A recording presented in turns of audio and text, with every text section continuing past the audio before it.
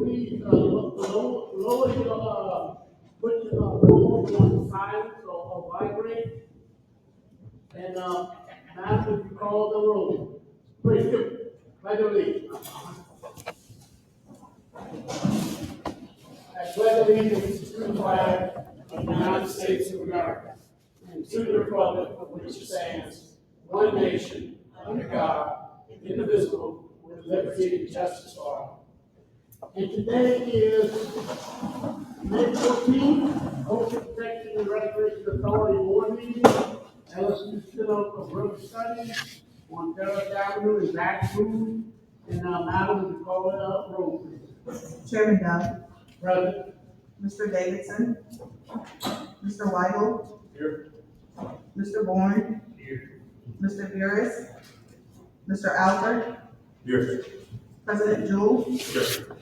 Mr. Gow, Mr. Jordan, Mr. Bourgeois, Mr. Hidalgo, Mr. Carville, Here. Mr. Lane, Representative Rain, Senator Henskins.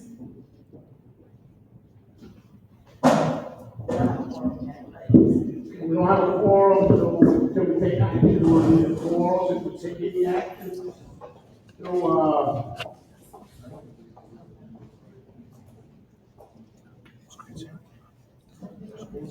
Go shake it. Oh, go shake the TV. No, it's in it. It's just go shake it. Take off the mouse. thank you. Thank you.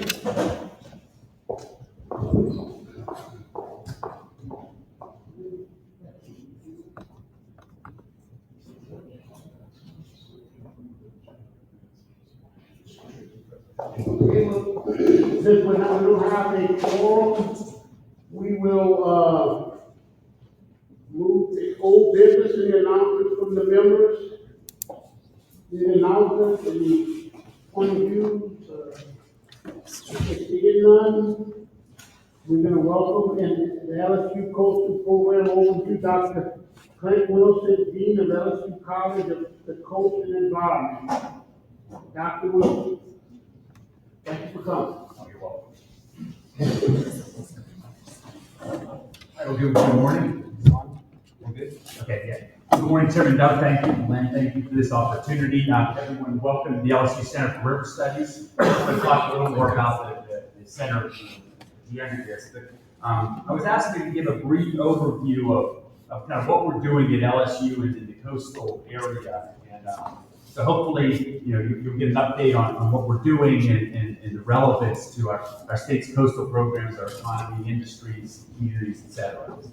So, I think you're probably all aware President Tate has this, aspiration in terms of research, student success, et cetera. And really the bottom part there, the building foundation, and I'm going to talk that through engaging the mission, is really based upon making sure that our work, our research, our education, the students that come out of LSU are, ready to improve the lives, keep our economy growing, et cetera, keep our residents safe in our state. So the basis of President Tate's strategic plan is this Pentagon, right? So the Pentagon structure here with the foci area, being agriculture, biotech, coast, defense, and energy. And so a lot of what we're doing at LSU is thinking about those 5 themes and then how different programs, how different units, education, research, et cetera, fit those. And really, when you think about it, that's really helping drive Louisiana's economy, reducing the risk to our citizens, et cetera, improving health and well-being there. I'm going to also add here that, thanks to, we've been making an effort, I've been being out for about a year, we've been making an effort to reach out, get out into a lot of the communities around the state. And thanks to Chet Chasson, Mike Calais, and others, we spent about 2.5 hours just talking with NGOs, talking with marine industry people, coastal community members, stakeholders, politicians, about what was important. And so I kind of focused some of the highlights here that I'm going to talk about on what we really heard: insurance, regulation, right? Flood risk reduction, and then obviously the economy, improving the lives of our citizens. So I'm going to highlight a few things as we go through here that really, kind of stuck with me from that meeting. And also, I should probably say, translating a lot of the work we do to impact, whether it's through jobs, whether it's through technology, innovation, design. So one of the things that I've always been people not complaining a lot, but mention a lot when you talk about LSU and coastal, if you do a word cloud, all of a sudden you get this mess, right? Okay, wow, there's things all over the place. How are they connected, right? And who do I talk to about certain aspects of, or if I want to know more about research, I want to know more about educational programs, who do I talk to? So hopefully one of the other things I'm working on is really consolidating that and trying to not provide one single point of contact, but consolidating that, making the message clear. So what I want to do just real quickly though is also talk about the history of LSU research in the coastal area. The Coastal Studies Institute just celebrated its 70th anniversary last year. So a lot of what you see here in this education outreach space, a lot of what you see in the Coastal Master Plan is a result of the research that began 60, 70 years ago in the coast, the geology, right? The understanding of the river, of our coastal wetlands through the Wetland Biogeochemistry Institute and others. And a lot of that is through the Coastal Studies Institute. And that entity still performs an extremely important role.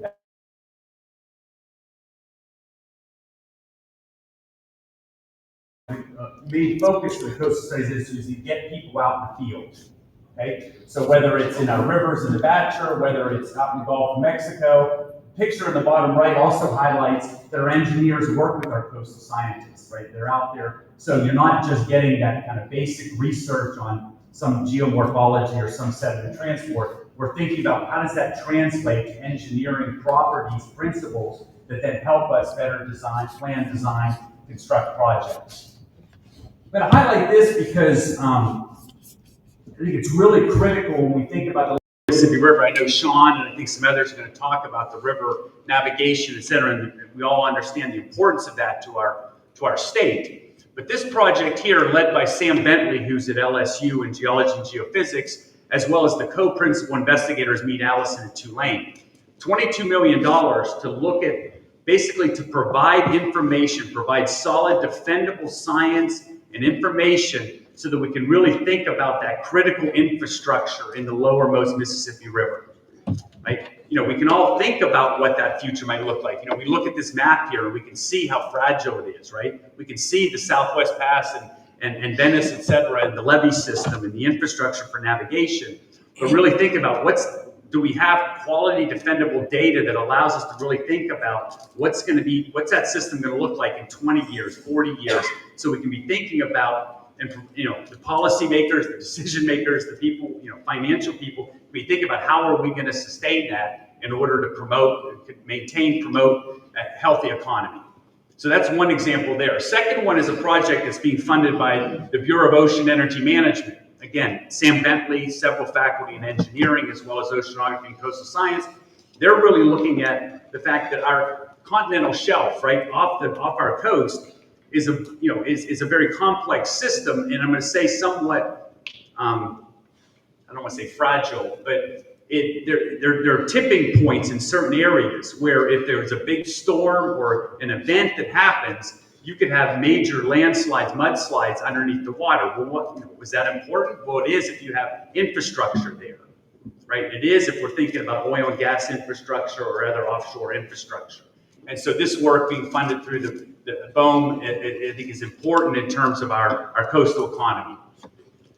Another thing that we do at LSU, and I think we need to do a better job of consolidating and messaging this, is we have a number of technologies, experts, we're educating students in these ways we're observing the Earth's surface. And when I say the Earth, I don't mean the land, I mean the Gulf of Mexico, I mean the river, etc. So we look at the far left, we have WaveSys, which has stations on a lot of offshore platforms and other infrastructure where they're measuring waves, meteorological conditions, currents, etc. Remember, those are point measurements, right? And they're valuable, but they're only located at certain locations, okay? In the middle, then we've got EarthScan Lab, which does a lot of remote sensing. They take a lot of data in from NASA and other remote sensing technologies to produce data that's critically important. In this case, I'm highlighting that map you see there in the middle figure, figure there, just shows sea surface temperatures. And it's like, well, why are sea surface temperatures important? Well, it could be important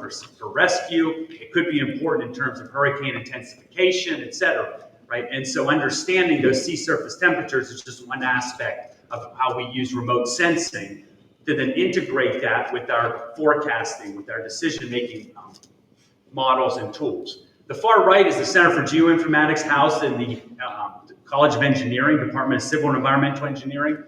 And they do the research as well as provide the technology for very high precision, highly accurate surveying. Okay, so I think back in the day, you would go up with a rod, you'd make a survey of the levee, right, and you'd have to find a benchmark, and you'd have to work your way back. Now the technology is you're basically driving a truck down the top of the levee, right, and you're getting very precise, very accurate elevation data, so that we can continually monitor what's happening and use that to think about our operations and maintenance of different structures and infrastructure. Newest technology that we're finally getting to Louisiana is our high frequency radars. So for a long time, Texas, Mississippi, Alabama, Florida had high frequency radars located on their coast. Okay, the gap was there here in the state of Louisiana. So thanks to our congressional delegation, NOAA, et cetera, right, and a lot of support from the state and industry in particular, we got a contract awarded for the purchase as well as installation of 5 high-frequency radars. You're kind of like, okay, well, what's that for? Well, number one, it does help in terms of our research tools because we can get real-time data on surface currents, the hydrodynamics of the waters in the Gulf as well as some of the inland waters. Those high-frequency radars provide real-time, highly accurate data on that. Okay, so that's great for research. What I want to translate it to is the marine industry, the coastal industry. That's providing real-time data so that if there's an oil spill, right, you can have that data that's going to allow you to better track and understand where that oil is going to go. If you have tropical storm or hurricane conditions, you're getting real-time data on what the currents are in the surface so that you can think about how the marine industry operates, right? Can we go out and can we get the people off that infrastructure? Or how long do we have to get the boats back in to shore, right? And obviously then the Coast Guard also will do this. So on the left there is they temporarily installed 2 stations on the coast, one at Grand Isle, which is the photo you see down at the bottom right. But then that's just a map of showing the surface currents, just from our initial just kind of testing of the infrastructure. So that's going to be a critical piece to our observation as well as forecasting system. We've got several projects at the state, at LSU that are directly working with the Army Corps of Engineers to look at ways to improve the tools as well as improve the planning and design of infrastructure at military bases. And the reason I'm highlighting this is, number one, we're working with the federal government, working with the Department of Defense, the Army Corps of Engineers. Number two, though, is almost all of our research that we're doing on this project is based here on conditions in the state of Louisiana. So in my mind, I often think about, it says, coastal infrastructure, U.S. military bases. Well, I could easily say it's also to protect coastal infrastructure at Port Fourchon, right? Because you think about military bases, you think of those infrastructure, you think about economy, industries like located at Port Fourchon, and I think you can obviously see how we can readily apply that in the work we're doing there. The Coastal Ecosystem Design Studio is sitting right up there on the other side of the levee on the first floor of the Center for Coastal and Deltaic Solutions. That's a unit that allows us to not just do the science and engineering, but put that into working directly with stakeholders in terms of co-production of research, learning about what the issues are, like I talked about with our meeting at Port Fourchon. That's the kind of stuff the Coastal Ecosystem Design Studios ensures we're doing. So that when we're thinking about what research we're going to do, we're thinking about what products we're going to produce, the education our students are getting, it's based upon direct interaction and discussions and comments, suggestions, et cetera, from stakeholders. So the Costa Rica System Design Studio there on the first floor. As I mentioned before, when we had a meeting at Port Fourchon in Cutoff at the headquarters, insurance came up a lot. So one of the things we're working towards is better integrating, for example, our Real Estate Research Institute with our researchers who are working on flood risk models or working on how do you design, construct more resilient infrastructures, right? And so, we're doing that and also through efforts with LA House. If you've ever been to Alex Box Stadium, right? Skip Bertman Field at Alex Box Stadium, right across the street and by the golf course, right, is the house, okay? And it's run out of the Ag Center, okay, which again, I think highlights the collaboration across different units on the LSU campus. Carol Friedland, who was in construction management, now has moved over to direct the house. Her work is a lot on working with American Society of Civil Engineers in terms of building codes. How do we have better building codes, which are going to do what? Which are going to improve the durability, the resiliency of our infrastructure, which then ultimately does what? It reduces, hopefully, the risk, which then reduces the insurance premiums. Okay, so that's the kind of work that Carol and her team do, along with our meteorologists, along with our flood modelers, et cetera. Another example of a recent initiative that the Provost Fund for Innovative Research put together or funded was the Louisiana Social, Environmental, Economic Resilience Center. So it's run by Tom Dothat, who's out in our Environmental Science Department. Tom is a policy, attorney and planner. And so again, thinking back to that idea of how do we think about better policy, maybe reduce the regulations, improve the time to delivery. We have this center, there's a number of faculty, students, researchers from all across campus. I just highlighted these two recent talks given by Stephen, and recent. Stephen gave a talk a couple weeks ago, and then Katie and Freer, as well as Eric Wright at CPRA are giving a talk here, I guess, next week. Or no, tomorrow. I'll say that, right? As I look at that. Another exciting aspect of what we're doing at LSU is we're better consolidating and therefore improving the collaboration and the work and our approach to taking climate to weather to then how that's impacting our research as well as our then ability to plan, design, construct projects. So a lot of you probably heard, this last fall, Jay Grimes' picture in the upper right-hand corner. Those of you in the greater Baton Rouge area came to know Jay really well through his work at WAFB, but Jay's now the state climatologist, right? And so he is, what's cool about his position, and I realize now when I looked up there, he has an appointment, I don't think it's GOSEP now, I think it's the Army Guard, right? But Jay is partially with the Army Guard, he's with the Ag Center, and also with the College of the Coast Environment. And then his two staff members, Nazla and Kyle, are actually housed in the College of the Coast Environment next to our meteorology faculty, which now provide more of an easy pathway to talk day to day about the work they're doing. How do they collaborate better? How do they share data? How do we use that data and the expertise? So we're really excited about that. We've got two coastal meteorologists, Paul Miller in the upper left picture there, and Bob Rowley at the bottom left, who are directly working with Jay and his team. The bottom right, you've got Jill Trepanier, who's in geography. Jill is really a tropical storm hurricane expert. And so, again, we like to make sure our faculty, not just use their expertise in the classroom and research, but also use that expertise to inform people, to educate people on what's happening. We're really excited that last week or 2 weeks ago, a new Bachelor of Science degree in coastal meteorology was approved by the Board of Regents. And I always thought, as somebody who's been at LSU 27 years and worked in the area from water resources, coastal, that we always had kind of the climate, the Louisiana Office of State Climatology. We had a meteorologist or two, but then we had a lot of people like me who were using the rainfall data, using wind data, et cetera, in engineering, in modeling and design, et cetera. But what we didn't have was really that core critical mass of people.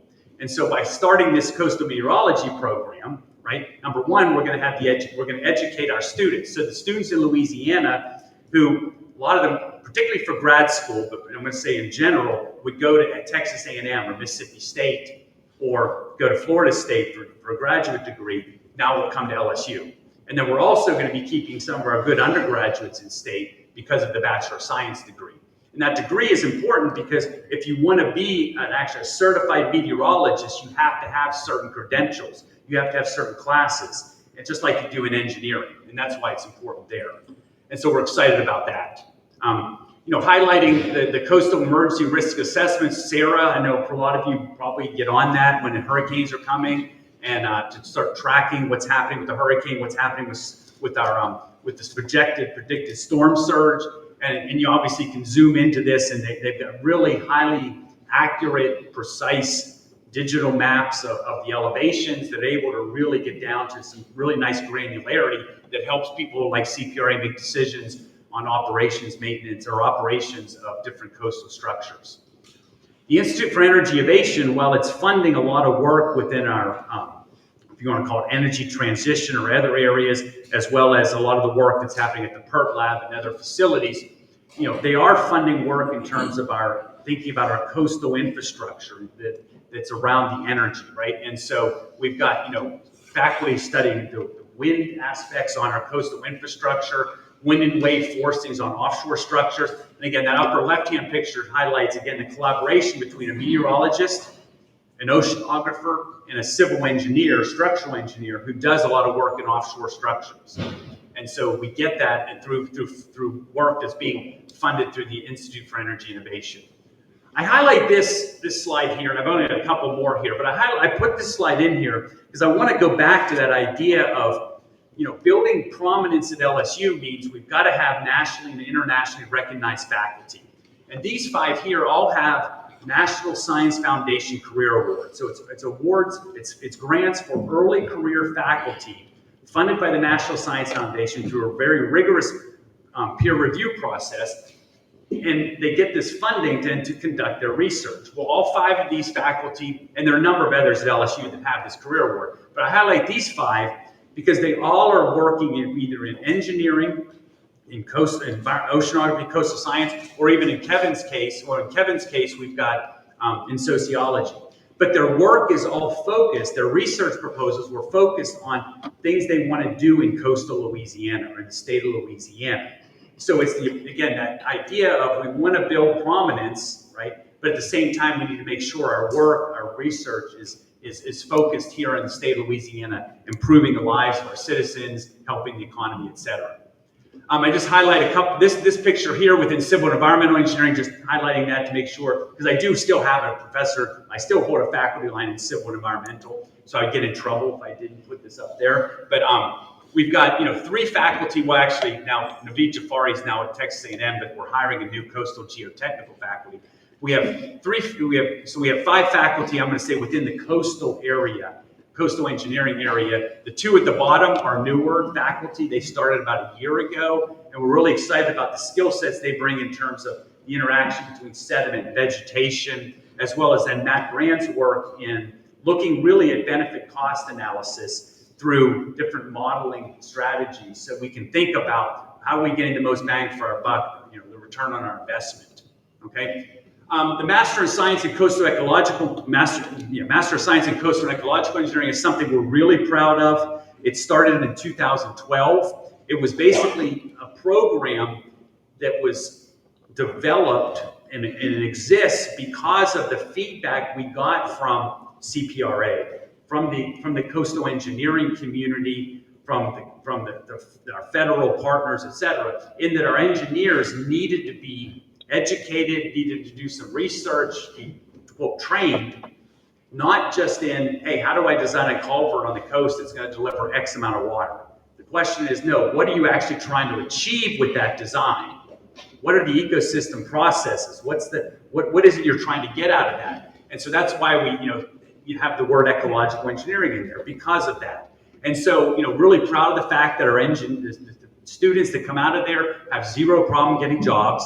And you can see just highlighted there a number of the firms that they work with here in the state, and I'll say also around the Gulf Coast. Finally here, I just want to maybe, for those that don't know, the Center for River Studies has been a collaboration with, I'm going to say, the state's coastal engineering and science community agency for, well, you can see it, if you can see that in the middle picture, that it's timestamp 2003, okay? I think Rudy was probably a junior, senior in college, right at that moment. But back when Department of Natural Resources partnered with LSU to build the first physical model of the lowermost Mississippi River. And so you see some pictures there. The upper left is the original building. It sits down there behind the vet school. Middle photo and the right show a little bit of the model, the first model we had that we partnered with. And then when CPRA was formed, continued our partnership with CPRA, doing qualitative research, mostly qualitative, a little bit semi-quantitative, to help look at how sand moves down the Mississippi River. How do we use that sand? And then, also started helping us realize the educational and the outreach and the collaborative aspects of a facility like the Center for River Studies. And so, you can see Army Corps of the Commanding General back then, Commanding General of the Mississippi Valley Division. The bottom right actually shows some of our LSU students with some students from TU Delft who were here. So again, I think it highlights, really, and gave us the vision. And I say us, there was a huge team, and thanks to Rudy Simoneau and others in terms of really making this happen, was that vision and turning that into what we see at the Center for River Studies. So the last slide here really is now welcome to the LSU Center for River Studies. This I wanted to let everyone know this happened because of, number one, I think LSU's long history, as I mentioned, with the Coastal Studies Institute, the research, the expertise, the education, the outreach we were able to do. Then the partnership, I think, and the willing for DNR and now CPRA to, I'm not going to say take a chance, but to trust this relationship was going to not just, allow us to do good education outreach, but really grow. And I think what you see here at the center is a wonderful example of that partnership. And so, I appreciate Chairman Dove, Glenn, et cetera, Rudy, the continued support of this relationship that we have with the CPRA. So with that, I thank you all for your time. I hope I didn't bore you too much, but I want to give you an update on kind of what we're doing at LSU. I could have gone probably 3 hours and added a few equations, but I decided not to. So again, I'm happy to take some questions, and I'll be around the rest of the time. So thank you, Dr. Wilson, and very informative. And are there any questions from the board? Mr. Bourgeois. Very impressive presentation, and I go back to the one of the original slides with that cloud of activity, right? There's so much going on. I guess my main question, and maybe you're the answer to it, is there was things in here. I go back to my day job as a director for a levee district, right. And there's things that we need to know when a storm is approaching, or things that we need to know about the maintenance on our levees and what have you, right? So it's just such an overwhelming amount of things that are going on and happening so fast that, like, for example, I had no idea about the high frequency radar, right? So my question is there a process by which a person like myself who's just looking to say, well, look, I need to improve my ability to do X. What does LSU have through this center and on campus to let me dial into whoever I need to talk to find out if that's going to work or if it's not part of the solution? And so I guess that's my main question. Yeah, how would we go about doing that? And that's a great question, and one that I've been somewhat charged with trying to answer, or to develop a structure that will do that. So, for example, the Institute for Energy Innovation was developed and founded, and based on some very large gifts, but as kind of that first point of contact, right? So that then you have somebody who knows the different players, know the people on campus to say, okay, Mr. Bourgeois, you should talk to this person, right? Because they're directly doing the research, or they've got that information. I will say that the 2 Army Corps of Engineers projects I mentioned, and one in particular, we're actually working with Delta Coast and others, on to instrument, to do some modeling work, to make measurements down exact interior. Right. Yeah. So I know those guys. Yeah, that's right. Yeah, exactly. Yeah, that's right. That deeper dive. That's right. And I think that's where, that's why, I think I'm trying to figure out how at LSU do you take, let's be honest here, 4 dozen or so, right, independent entrepreneurs, right, who are all doing their research, right? And have it consolidate into a place where then you can, for example, you know, I'm not saying I'm that person, you can contact me, right, or that person. And for example, Brad Ives at the Institute for Innovation is the person in that group. You contact a person who then gets you directly to the group that can help you with that, or with the researchers that are with the high frequency radars. So I know that's not really an answer, but that's Well, what I'm something hearing right now is call you. yeah, that's right. Okay. Yes. So that's good. And you know, and I guess part of it, being at LSU 27 years, spending 25 in civil and environmental engineering, directing the center, now over in the College of the Coast Environment, and being in the Coastal Ecosystem Design Studio. Yeah, that's what I would say. Okay, Yeah. good deal. Thank you. Is that recorded? Just to get it. Thank you. Yeah. President Matthew? Yeah. Thank you. As a parish president, I'm often dealing with FEMA on flood insurance issues. One of the things that we've been pushing for under the new risk rating 2.0 methodology, which I'm not sure if you're familiar with or not, a little bit. First is we're trying to actually see the modeling that they have. And I'm confident at some point that we are going to be able to, look into it if we can even decipher what they have.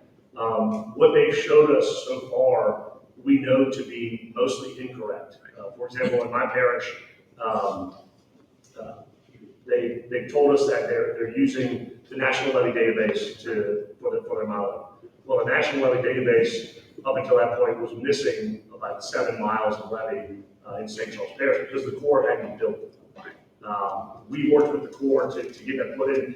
My question to you is, would there be a way, when we do get the opportunity to look into that modeling, to be able to work with this organization, work with LSU, with the data you have, which is a tremendous amount of data. And it looks like you get a lot closer. We dive in a lot closer into individual areas rather than that 60,000 foot that probably FEMA is using. Is there ways in the future when that does come about for us to partner to push back to show that, hey, look, your modeling isn't exactly correct. The homes that you think are maybe higher at a higher risk really aren't, and this is the areas where we need to focus? Yeah, 100%. And I think for a lot of the work I mentioned in the house with Carol Friedland, et cetera, is around that exact issue, right? And so Carol's background is more in structural, coastal structures, wind, et cetera. But the team she has and the collaborators include modelers. It includes people that are looking at the survey, looking at the, what are the, and sometimes, so let me also add to that then and a lot of times probably what's happening is because an academic institution, you can kind of move faster or move farther than FEMA or others. And so, what I would recommend would be, reach out to, Carol, reach out to Coastal Ecosystem Design Studio, because a lot of times what will also happen is there may be an opportunity for a parish or a community, and I know this has happened dozens of times, where it may not be a funded project. It might be, hey, for a semester, we can get a group of students in a civil engineering class, or we can get a group of students in an architecture, landscape architecture class, right? To look at the data, to think about what's actually on the ground. Is that making sense? And so what happens is it provides not a professional engineering stamped or a highly scientific, but it provides you with that information that then a lot of times you can then use that to go after a grant or to at least move the conversation forward. Yeah, my hope is that when the time comes that we are able to actually see what they have, right, that we can work to push back on what they have. Yeah. At least showing our congressional delegation, because under the old system, you can take your map and sit down with someone, you can protest the map, and make revisions to it. But we have a lot of people in Southeast Louisiana who are going to be, I think, priced out of their homes with flood insurance in the near future. Yeah, that's right. And I think, I go back, well, you know this better than I do, but you're not the only community or parish in the country that are worried, looking at those risk rating 2.0, right? And then wondering what's under the hood. 10 years ago, you could get the model from FEMA, run it, and then say, hey, here's what you don't have in there. It's it. But until you get the model, you don't know that, or until you get that data. Yeah, so that's exactly what we're doing. Can't talk about flood insurance, but I'll be chiming in a little bit. But what's interesting is that actually through the house, we don't know what's in the secret sauce that FEMA came up with for our pricing under. Besides the fact that they're missing a lot of data in the National Levy Database, and the LiDAR is using that resolution. So we know they don't know how to treat levies. But a team from LSU, some grad students, basically took FEMA's rating methodology, which is published to show how you calculate a rate, and they worked backwards into the equation, it's a sad state of affairs that you had to do this, right? They tried to work backwards by isolating variables and saying, okay, if nothing else is different, and I change just one factor, how does this change the rate, right? And so they were trying to build it from the opposite, which is not how we should be operating a federal program. Right. But what they did conclude was none of it makes sense. So that's right. And it has its benefit in proving that none of it makes sense. So I just wanted to add. Right. I think I had a slide earlier that actually had some of that work done where they went backwards. Right. To look at this. And Pat Skinner, right? Yeah. Working at the house, and she and I met several times talking about those individual things. So there's a tremendous amount of benefit from what you guys are doing. We just need to find a great way to make sure that we can tap into that resources up every. Yeah, and I think the partnership with the Ag Center in particular, and seeking, obviously with the being an ag land grant institution, really then pushes and provide. Well, number one, pushes us to think more about how do you have an impact. Number two, make sure we're getting input from the communities, from the parishes, right? But then also Sea Grant does the exact same thing for us, right? In terms of the coastal research. So we take that mission pretty seriously, or we should be. If we're not, let me know. How's that? One thing I found troublesome, and I've tried for years meeting with NOAA, is on these surge models. They don't recognize a non-certified levy, which most of our around the Food Terrebonne are non-certified. So I don't know, what extent are y'all looking at on surge models on non-certified levies, or are y'all doing very much on? Yeah, well, look, I can't speak to the exact specifics, but I can get some in there. I could happy to get you some answers on that. But I do know that some of our researchers who are doing storm surge modeling are always, being academics and being researchers, you're always looking for, do you have the data in the model, in the research tool you're doing that's accurate and reflects what's on the ground now, not, what's in a model that was developed, based on data from 2018 or something like that. So, go ahead. Because what NOAA's doing, and like I said, I've met with NOAA, is if hurricanes come to Terrebonne or Lafourche, especially Terrebonne, those levies don't even count on as you do on storm surge.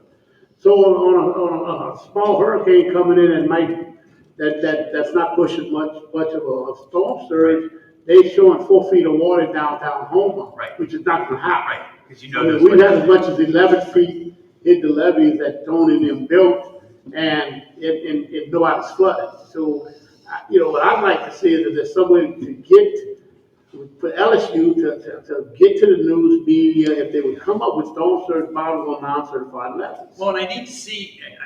I'll have to do a little digging into the CPRA model, because I believe that's not the surge modeling in the CPRA, right, that I showed, is not what's coming out of the National Hurricane Center.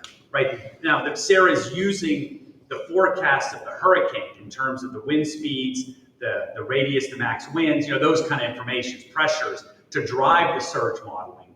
But I would be surprised, very surprised and shocked if CPRA, the storm surge model in CPRA, did not incorporate those. But let me, if you don't mind, just real quick, the one thing I always I get a little nervous about is when you start then having 2, 3, 4 different models out there, right, that are showing, and you get people, different news agencies, different websites, different social media start putting these up there. Now, I think we need to have the most accurate and get out in front of people. But when you look at a surge model that's showing 4 foot of water in downtown Houma, would you open up a business? No, 100%. No, I agree 100%. Economically, it hurts not only Terrebonne Parish, but other parishes, because the levee's not going to be recognized unless the core built it. And And so from an emergency response and execution standpoint, if you have an official source showing you, because they're not recognizing your other infrastructure there, they're showing you there's going to be a 4 foot surge in downtown Houma.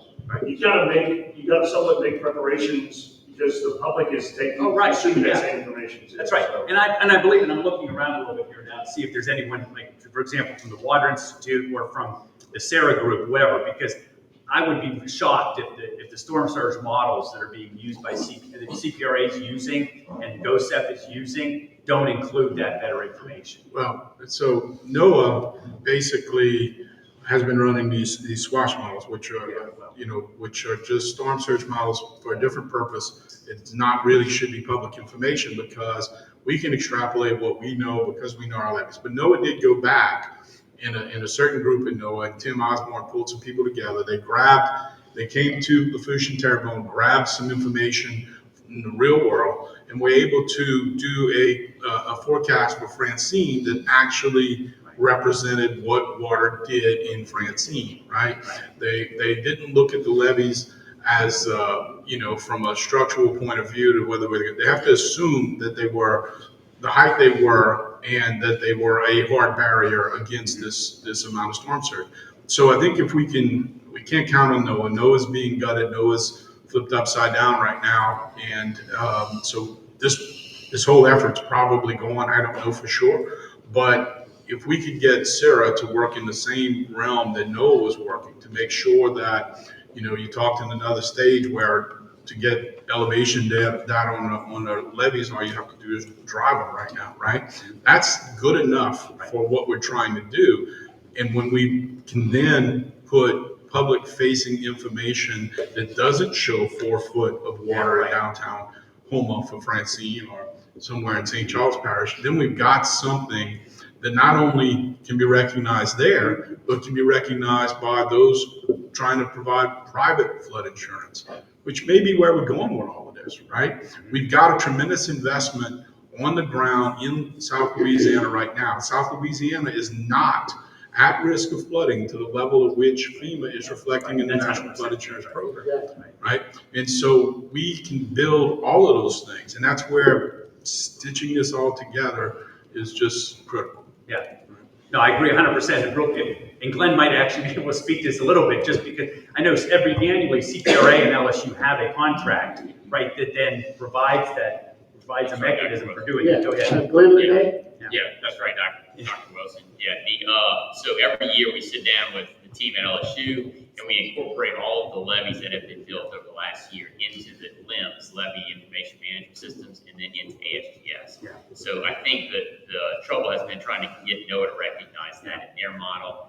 We commented on that. I think Chairman Dove and Dwayne, Mr. Bourgeois commented last year at the Mississippi Ohio River. And so we've been in that process. I don't know where they are, but I'll find it out. And that's the key, is to get NOAA to recognize, because the news media picks up NOAA storm surge. If NOAA said it's gonna be a 12-foot storm surge, everyone believes That's right. that's it. And that's through the National Weather Channel. Yeah. But And Hurricane Jim Center picks Cantori up. goes straight to the National Hurricane Center, right? Right, so our deal is being able to get, if we can get some continuity to the media through LSU or through CPRA, to get it out that if it's a Cat 1 is coming in with a 5-6 foot surge, the sky's not falling, so. That's right. Chairman Duff, Mr. Dowd. I think it's. Okay. Thank you, Chairman Duff. And Dr. Wilson, we at the St. Mary Levee District use CPRA for every storm, trying to look at and predict what the surge is going to be.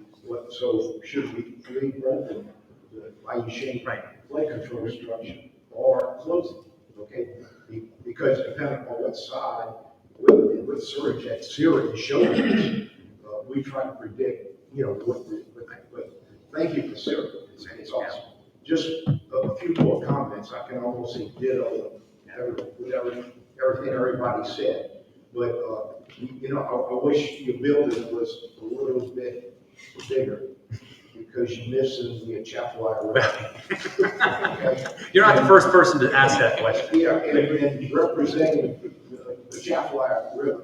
I mean, there's so many things that you talk about silt right now. In the last week or so, we've got high water. We were asked what happens if we let more water down the Chapel from up north, not through Modesto. Right. But, what would it do? So, I mean, it would be nice to be able to predict what the silt load would be for, another 30,000, coming down. Right, yeah. The Chapel. So, I hope one of these days that building could get a little bigger. And the other thing is that in between the Chapel and Mississippi is Tucson and those other areas that are important. And the impact of all, storms and storm surge and riverine issues, through the Chapel River, because a riverine impact today, it will, backwater will be going into Terrebonne and into New Iberia. So also the Chapel area is the home of Lanier. Okay. Yep. And which I think is going to be important in the future. And again, just the coordination of that whole area. We work together on what the value chain structure, for example, can do to help prevent flooding to the east of the Chapel River. Right. Yeah. And we help to predict that with you, sir. It's Good. awesome. Yeah, thank you. Appreciate it. Yes, it's that awesome. insight. Real quick, one other thing, and just that, is we are trying to do more and more outreach with national media. I think within the next month or so, we're probably going to have CBS this morning here. The Weather Channel's looking at coming in to do a couple pieces on kind of hurricane preparedness, et cetera. And I think we may be doing one about the river in terms of PBS and kind of tipping point in terms of the Mississippi River. So we're making a much more concerted effort to get the word out, so that hopefully those media outlets, know where the good data is, right, in the research. Yeah. Any other questions? Oh, yes, sir. David. I just want to ask a question about, the bachelor's and the master's that the university is going to be having moving forward. One thing that, and something you said was really, caught my attention is putting people out in the field. That's something that I've always loved to do throughout my career. I love my desk in my office, but as much as I can get out, I try to. And so what we're really focusing on doing at the Department of Energy and Natural Resources is trying to build that next generation of scientists, of policy researchers, of all the lawyers, anybody who's really interested in this environmental oil and gas space. And one question I have for you is, or two really, how are you broadcasting these programs? But then also, how can we help leverage that experience and bring some of those students over to the department for internships? Because a lot of things that we do are pipeline inspections in the coastal area. We're looking at orphan wells in the coastal area. These are all things that are not directly tied to coastal land building, but they have, like you said, have a deep impact in the way that we manage our coast and manage our resources out there.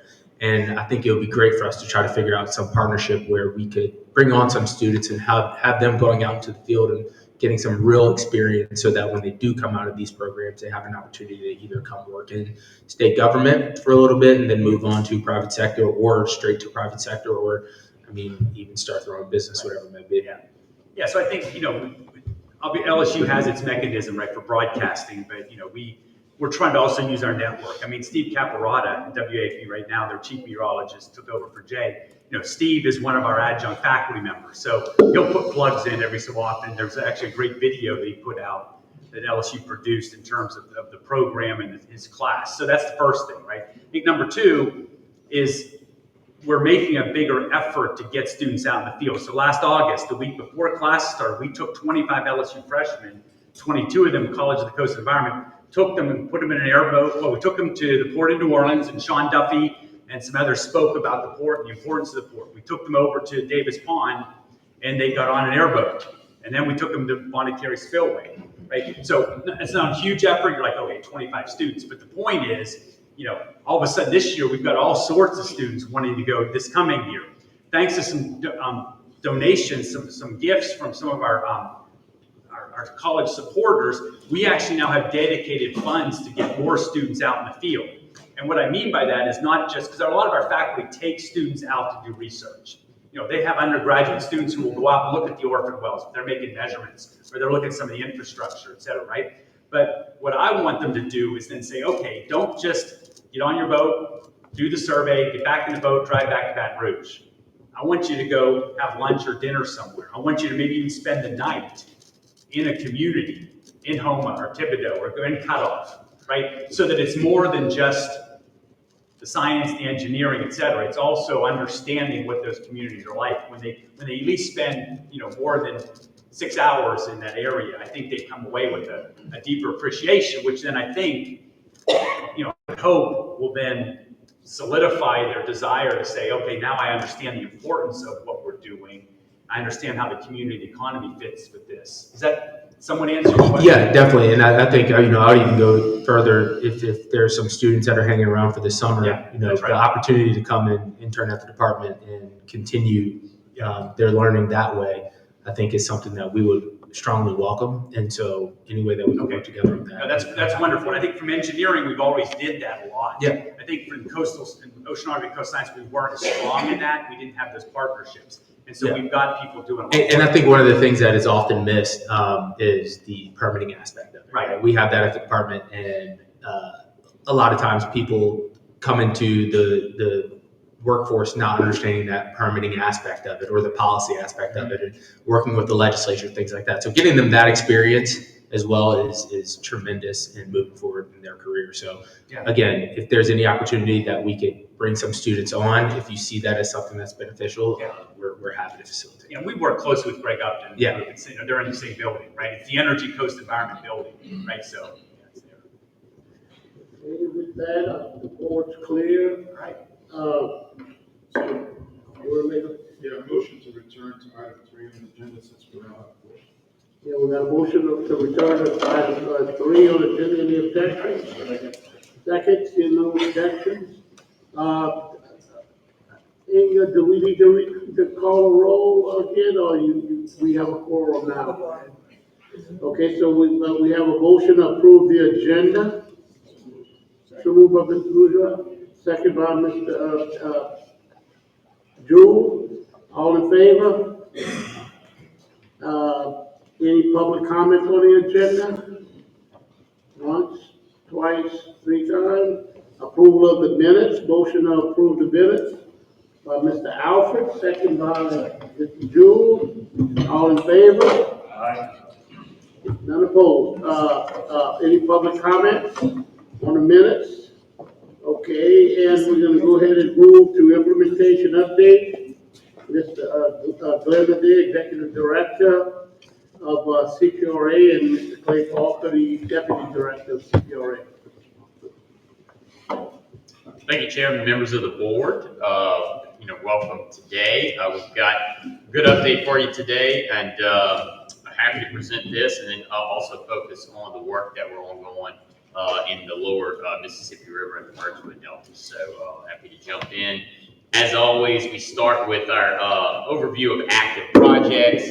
As you see, we've got 106 total projects right now active, 39 in construction, 63 in engineering and design, another 4 in planning, plus some additional efforts with the Corps on some additional planning work. Throughout this past month, since the last board meeting, we did substantially complete Reach L levy. We showed some of that work last month, and TLCD got to substantial completion. Wanted to mention that, as well as Reach H3 on Marganza to the Gulf was awarded. The base bid was awarded. So ongoing work there. In addition to that, we'll be moving on the next big QUIPRA marsh creation project, which is Bayou Cane marsh creation to St. Tammany Parish. That will be advertised later this month, I believe around May 28th. So ongoing work there. And then I think just over the last 60 days, started construction on the St. Mary Lakeside flood protection work with Mr. Hidalgo and the improvements in the pump stations there. So got a lot of work that started just here over the last 30 to 45 days. But in addition to that, I wanted to start updating the board. As you know, we have a number of really large projects that take multiple years to complete with multiple funding sources. And so every month we'll be sending out a tabletop overview of one of those large projects like Lake Barn, Agency Lot Complex, and others that have multiple phases. The first one we want to start with today is the Lake Barn Recreation Project. And so we'll send this out to the board, but just showcases the status of the project since it's multiple years. We want to highlight the work ongoing there and that status. As you can see, the project is approximately 80% complete with the fill volume that's ongoing. You know, we're trying to build 3,100 acres of marsh, so it's the largest project we've ever built, probably the largest in the nation. It's funded with NERDA dollars. $115 million is the approximate budget, and we're moving to completion hopefully late this fall. And so, as you can see, it's a massive effort. It's been under construction for multiple years. In that bottom right, you see the snapshot of the project. You've got cells 2, 3, 4, 5, and 6 that are substantially complete. We're working right now in cell 7, and then we've got upcoming work in cells 1 and 8. And so, as you can see, 8 was added on as part of the effort to expand the project. We've got some bridges in there as well, and then we've got dike gapping that'll continue through the remainder of the project. And so, really a phenomenal effort. We always highlight, you know, of course, it's building over 3,100 acres of marsh, but with 13 million cubic yards of fill material, it can fill the Superdome approximately 3 times. So 2.9 times to be exact. So it's a massive project. And of course, we've got these other big projects like Moorpaw and Agency Lock and others. We'll highlight the board on the phases of those every month with tabletop figures like this, and I'll send you an email. And so I wanted to showcase the first one, Lake Barn, since that'll be coming to completion this fall. And with that, we've got a couple of projects I wanted to highlight today in our features. And so the first is the partnership with Mr. Bourgeois in North Lafourche Levee District, and that is the construction of Ludovine Pump Station. This is that pump station that's part of Mr. Bourgeois' non-federal levee system over there north of La Rose, near Reach 1. It pumps over the non-federal levee system into Blackwater Canal. But this is in total, this is a 450 CFS pump station. We've got some footage there of construction, the work that Mr. Bourgeois and his team are overseeing. And so really a good effort there. You can see the work that was done to build the coffer dam as well as the sump for the pump station. We've got a lot of ongoing work there to do the bridge deck, the concrete sump, and the engine deck.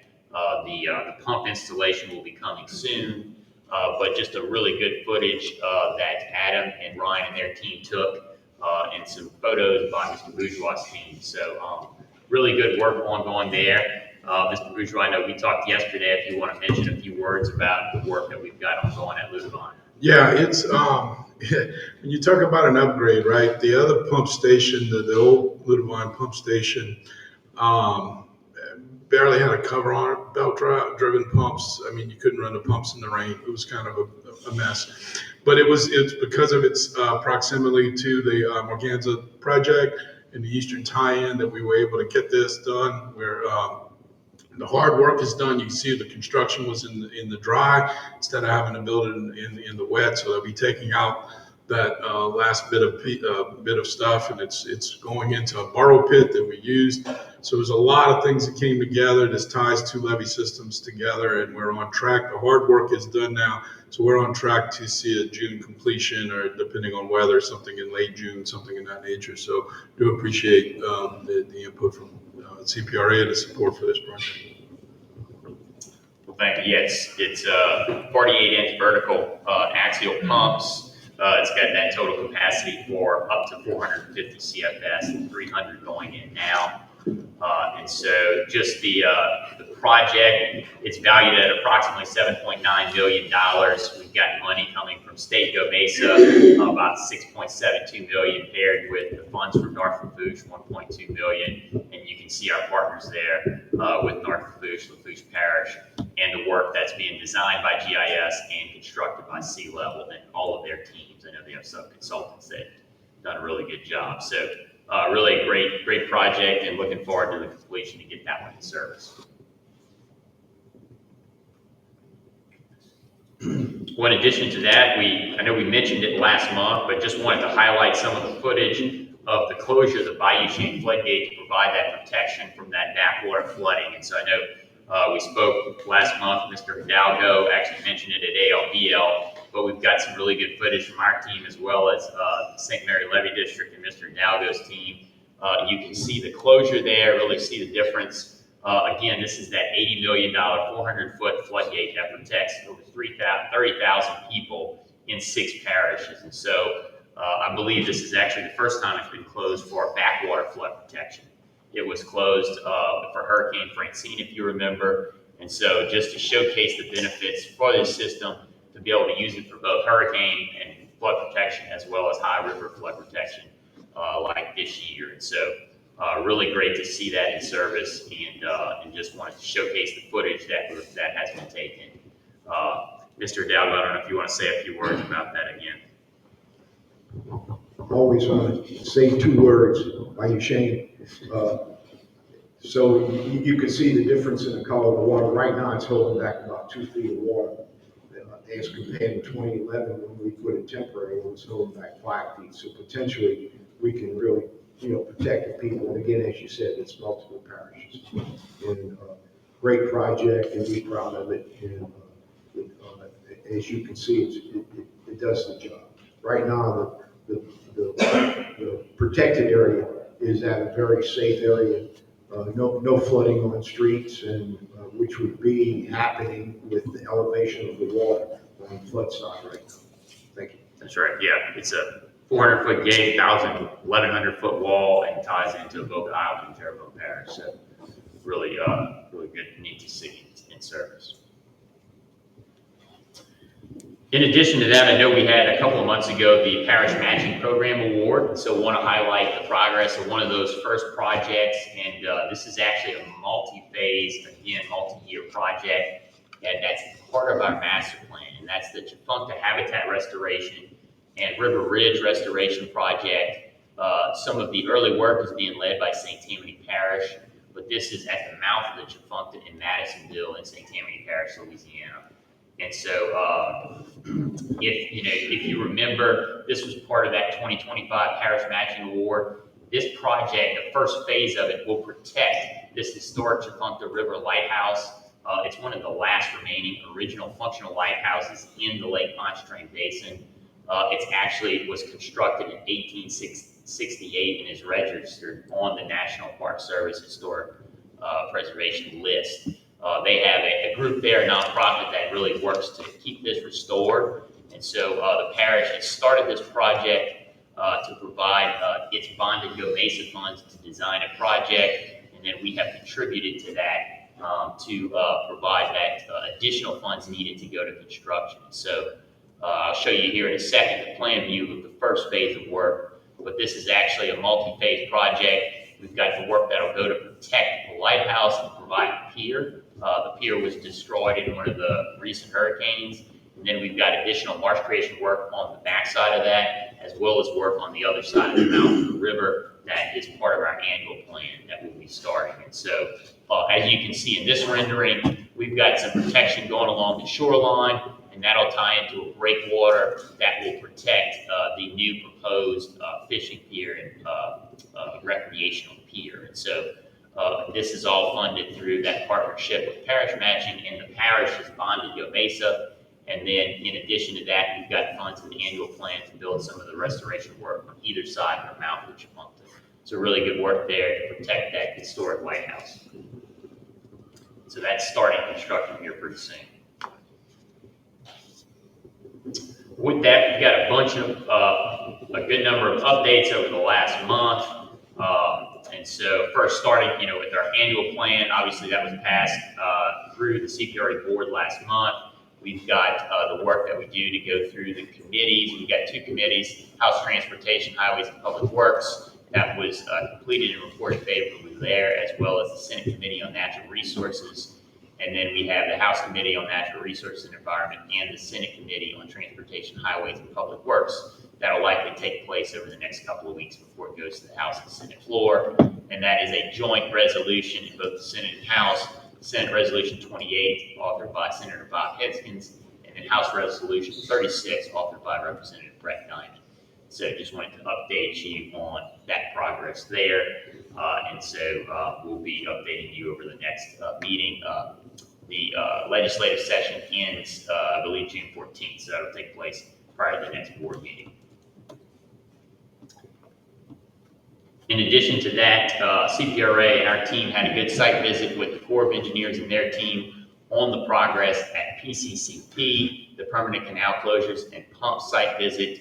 You can see us there with Colonel Jones looking at the work that's been ongoing to provide that additional corrosion protection at all three sites. That's London, 17th Street, and Arlene's Canal pump stations. And just a reminder, this is that major pumping system complex. It's one of the largest in the world in terms of a complex. It's 24,600 CFS.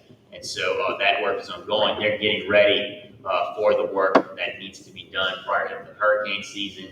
So that's looking good. And then they'll be doing additional work throughout the remainder of this year to complete all that corrosion protection that the Corps has been leading. And so it was good to see that work firsthand. One of my first visits there over the last year. And so really good. We visited two of the stations and saw that work. And both CPRA, Flood Protection Authority East, as well as the Corps have been heavily involved in getting that to completion.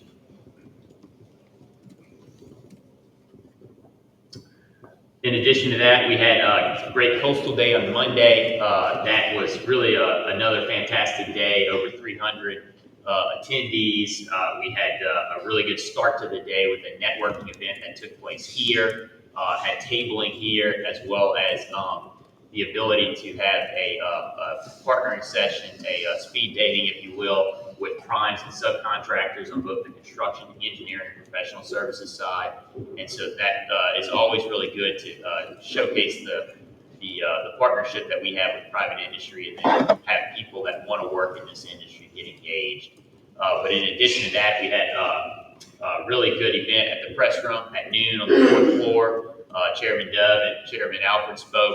And then we had the opportunity to provide Colonel Jones with a proclamation from the governor. So that was followed by the tabling and then industry day presentations to contractors on the upcoming work that we'll be advertising and bidding over the next 12 months. So full day that concluded with a crawfish ball. So really great day, great weather. So appreciate everybody who takes part in that and all of our sponsors. In addition to that, we had really good activity on Chandelier Islands. As you can see from the video, got one of our first really good videos of the Kemp's Ridley turtle headed back to the water from the island. Really good footage there. I know Mr. Weigel and Mr. Baker can speak more to that, but if you remember, the discovery of the Kemp's Ridley at this island took place a couple of years ago. It's one of the most endangered in the world, and so really fantastic to see. In addition to that, we've got the reddish egrets that are dancing and looking for fish in the surf there. And so really good videos of all the wildlife. And so just want to note, we've got that list, species of greatest conservation need, which is that list that you see there. 80 of those species live at Chandelier Island. So it's really phenomenal habitat, some of the best, in the Gulf and certainly in Louisiana. And so we're excited to start this project. Weeks Marine is engaged with the team and get this to construction. So just want to highlight those videos. I know Mr. Weigel, Wildlife and Fisheries, as well as Mr. Baker with CPRA have been doing a great job of advocating that and working with U.S. Fish on this. So just wanted to highlight those videos. And then just notate upcoming State of the Coast next week. I know a lot of us will be at the convention center talking about protection and restoration work that's been ongoing over the last 2 years. So looking forward to seeing everybody there. With that, I'll turn it over to Mr. Parker, new Deputy Director, to give a few additional updates. Thank you, Glenn. Yes, wanted to update the board on a couple of engagement activities that we did with our federal agencies, as well as a few updates from some of our partner agencies. First thing that I wanted to update the board on was our engagement on Water Resources Development Act of 2024, or WRDA. The Corps asked us to provide comments on implementation guidance, which we submitted on April 30th. I'll run through our comments very briefly at a high level for the board. CPRA in its comments reiterated our deep commitment to partnering with the Corps on our projects, stressed that implementation of WRDA 2024 will be essential to accelerating our protection and restoration efforts. One of our main sections of our comments referred to minimum real estate interest, in which we supported increased flexibility in determining minimum interest in property necessary for real estate transactions, essentially giving us the flexibility to determine what we will need in real estate going forward. And emphasizing that mandatory fee title acquisitions or perpetual easements are often unnecessary and may add significant costs to a project. We're working with the Corps on that and awaiting their responses. We supported the extension of non-federal implementation pilot program and expressed readiness to partner with the Corps on that project. Emphasized the importance of credit review timelines and proposed a 12-month goal for package approvals there. We mentioned support for a few project-specific authorizations, including Lake Pontchartrain storm surge reduction, St. Tammany coastal storm and flood risk management, Alexandria to the Gulf feasibility study, and the Point Celeste environmental infrastructure project. A few projects that we also highlighted included the Algiers Canal levees, where we supported full federal responsibility for OM&R on those levees due to their function in federal navigation. We emphasized the opportunity to connect the Upper Barataria and the Morganza projects, since at this time, this will be the great opportunity to connect those projects and provide maximized storm surge protection from those projects. We also emphasized Morganza to the Gulf and commended congressional recognition of over $1 billion in non-federal investment. And we also highlighted the ability of that system during Hurricane Francine to save an estimated $1.7 billion in our comments. Finally, at a highlight level for our WRDA comments, we addressed HSDRA's payback clarification, asked for clarified statutory language which would affirm our compliance with the cost share provisions of that project, and requested increased flexibility to apply existing credit balances to ongoing or future projects. We also, on April 23rd, submitted comments to the EPA and the Corps for waters of the United States, or WOTUS. So the EPA and the Corps are beginning the process of clarifying the definition of WOTUS after the Sackett decision, which I'm sure most, if not all of you, are familiar with. And CPRA has been engaging with these agencies on this issue as far back as 2014. And we demonstrated continued engagement this year. The scope of this comment request was limited to the definitions of continuous surface connection and relatively permanent. So they were asking for our input in those definitions as they develop them. So we, in our comments, again, at a high level, we urge the EPA and the Corps to provide clear and durable definitions of waters of the United States, and highlighted one example where clarity and definitions have caused project delays in one of our projects and added an estimated 20% cost through unnecessary mitigation. We supported the Sackett framework in our comments and their two-part test for adjacent wetlands. We asked the agencies to distinguish and differentiate between the different types of flood protection systems that we have here in the state, especially a completely enclosed flood protection system, essentially a system with no hydrologic exchange between what's inside the system and what's outside the system. We wrote a very thorough section on that, asking the agencies to consider that in their definition. We also recommended applying a common sense and ordinary parlance standard test for relatively permanent, that would exclude intermittent or artificially constrained waters, which aligns with jurisprudence that was before Sackett called Rapanos. We also emphasize that federal jurisdiction should not extend to dry channels, stormwater infrastructure, or man-made systems once these definitions are finalized. We recommended a process using flow duration, seasonality, and surface connectivity as objective criteria to determine if these temporary flowing waters would be covered under the WOTUS definition. We emphasized again, landowners and state and local entities should not need to hire expert legal or environmental consultants to determine whether jurisdiction applies under WOTUS. These definitions should be clear, practical, and common sense. And then we also we acknowledged and appreciated the opportunity to comment, committed to continued engagement with the EPA and the Corps as they develop this guidance. So hopefully we'll be hearing back from them and getting more opportunities to engage with them on the WOTUS issue going forward. So I'll wrap up here with a couple comments on our partner agencies and some updates there. As y'all know, we've been working with the Department of Wildlife and Fisheries on their Port Wonder project in Lake Charles. I've been told that is now opened on April 21st, and it is open Monday through Saturday, 9:30 to 4:30. So if any of you are kids or grandkids are interested, I encourage you to go over there and check out that project. And then one more quick update from our partner agency over there at Department of Energy and Natural Resources. As you know, we've been tracking one of their bills through the legislative session, Senate Bill 97, the coordinated use of resources for recreation, economy, navigation, and transportation, or current, intended to be a counterpart for us outside the coastal area. That bill was amended and reported from Senate Natural Resources unanimously on May 5th, 2025.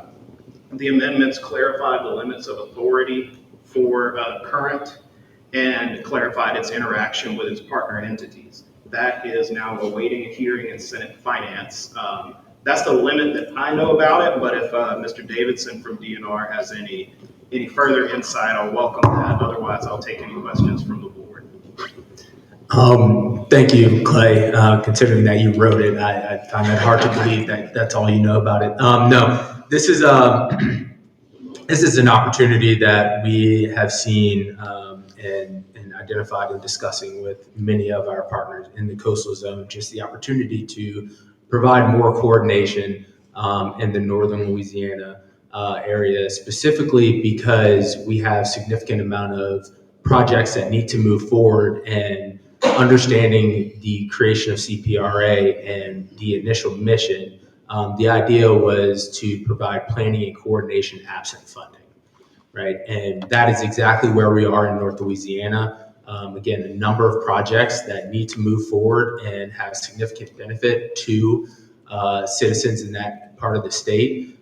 We see this as a great opportunity to become a lot more aligned with the goals of water management, both keeping water in and out, but then also looking for those nexuses that can allow for other agencies to partner with communities up there to provide funding for anything from levee upgrades to port infrastructure upgrades. You know, you name it, there's an opportunity to come together and make sure that we move these projects forward. And so I think this is going to be a great opportunity, not only for the state, but for this board as well, to provide more coordination on that planning front and making sure that we are ensuring that anything that happens in the northern part of the state has a positive benefit to the south and vice versa. And then also making sure that those folks in the northern part of the state have their voices heard as it relates to water management. Also, I want to say, because I wasn't here at the last meeting, that I want to congratulate Clay Parker on his new role.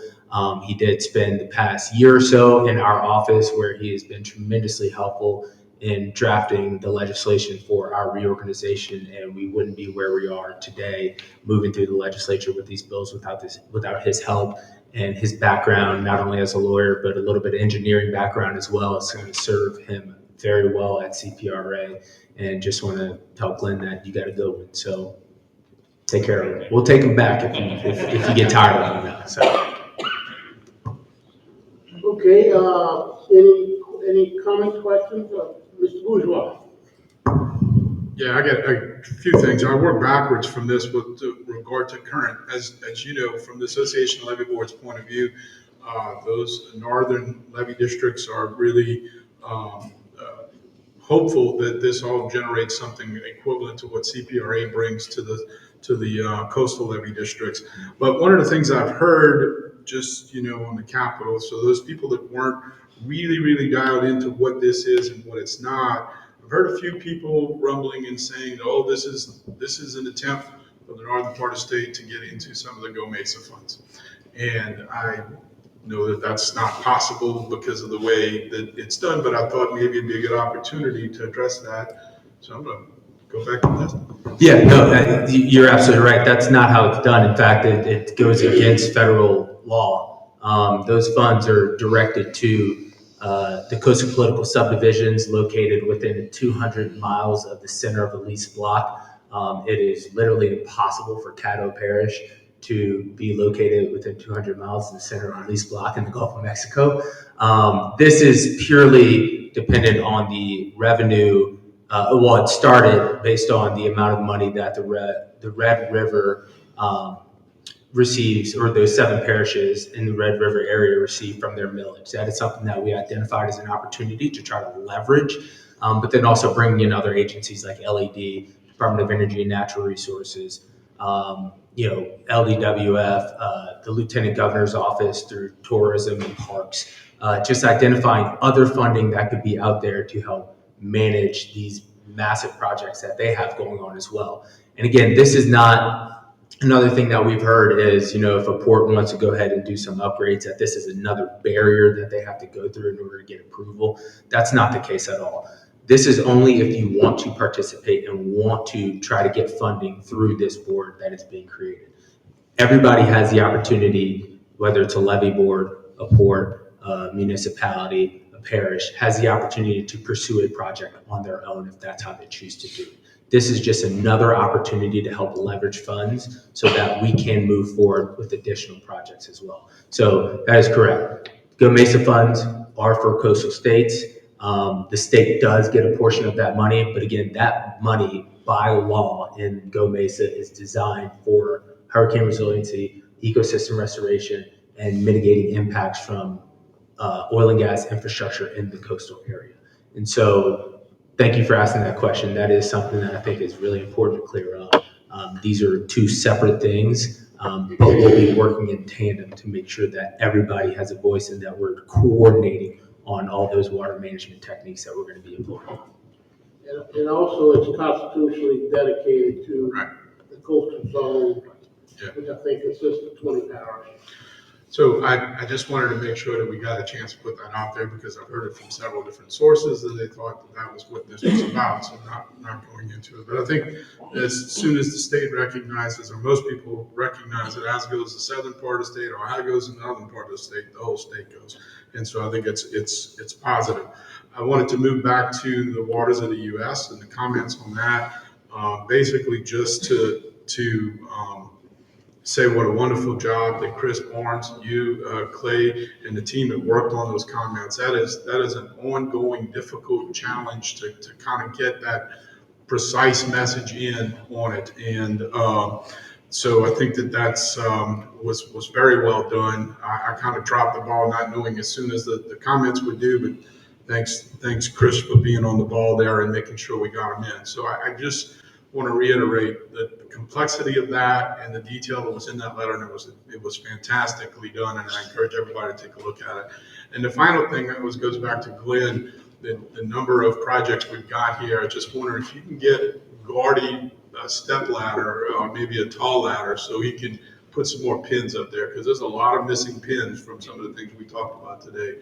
And as impressive as that is, I want to see Gardy on a ladder. Glenn is charge of the See how you delegated? Just like that. Yes, we'll get that done. We've got some updating to do there. So many are getting constructed, it's hard to keep up, but yeah, certainly agree. Any other questions? Answers, comments? With that, thank you Thank so you. much.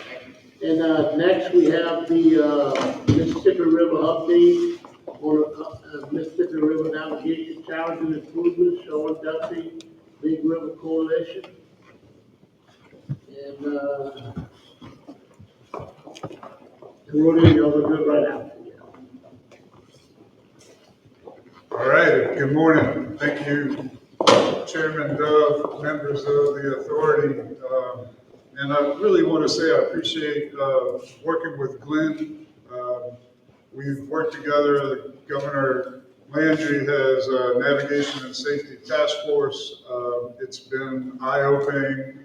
We've found a lot of synergies. And today I wanted to come and speak about one of our main challenges, but I'm going to go through some goals, and I love this Teddy Roosevelt quote. I try to use it. I try not to whine. I usually have a solution if I'm coming to talk. So, but sometimes that's an important part of what we do to try to move forward.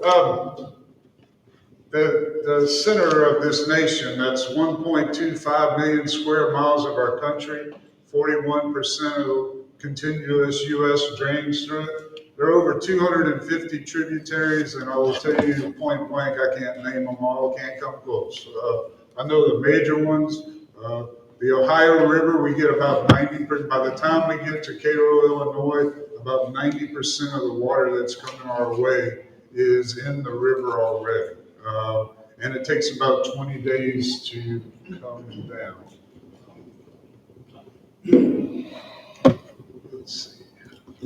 Okay. I talk about Team Mississippi River because there's really no term for the navigation industry. During hurricanes and high water, low water events, the Corps and Coast Guard have two separate stakeholder engagement groups. We meet, we talk about impacts. Every meeting for the last 20 years has started with an update from the National Weather Service. As NOAA was mentioned, and some of the challenges facing our government partners. I'm going to look here at what it says on number 2 and 3. So Bonnie Carey, if somebody had told me in 2015 that over the next decade you're going to operate Bonnie Carey 4 times in 3 years, and then a few years later build the saltwater sill 4 times in 3 years, I'm not a gambler, it's a good thing, but I would have bet everything I knew that was wrong.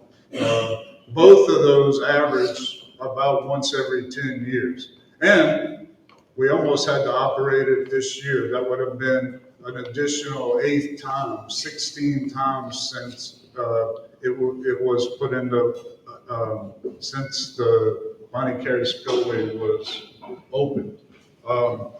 We do deal with a lot of dredging projects. Glenn highlighted some of them. I'm sure he's going to do a little more. When CPRA is dredging in an anchorage, that means that there's a lot of equipment there, and in most cases that anchorage can't be used, or a large portion of it will be closed. Navigation wants to see those projects move forward. So we've been dealing with that. I'm going to come. The main focus here today is to get to the Powhatan anchorage, but extreme weather events, climate variability, high water, low water, General Graham, often called Southwest Pass crazy water, fresh water, salt water, and this year we had hard water. I'm not sure everybody calls it that. I think most people refer to it as snow, but wanted to keep you on your toes, if you will. So Powhatan Anchorage, it's the first anchorage in the lower river. It's a long anchorage, 5.2 miles, from mile 1.5 above head of passes to 6.7 above head of passes.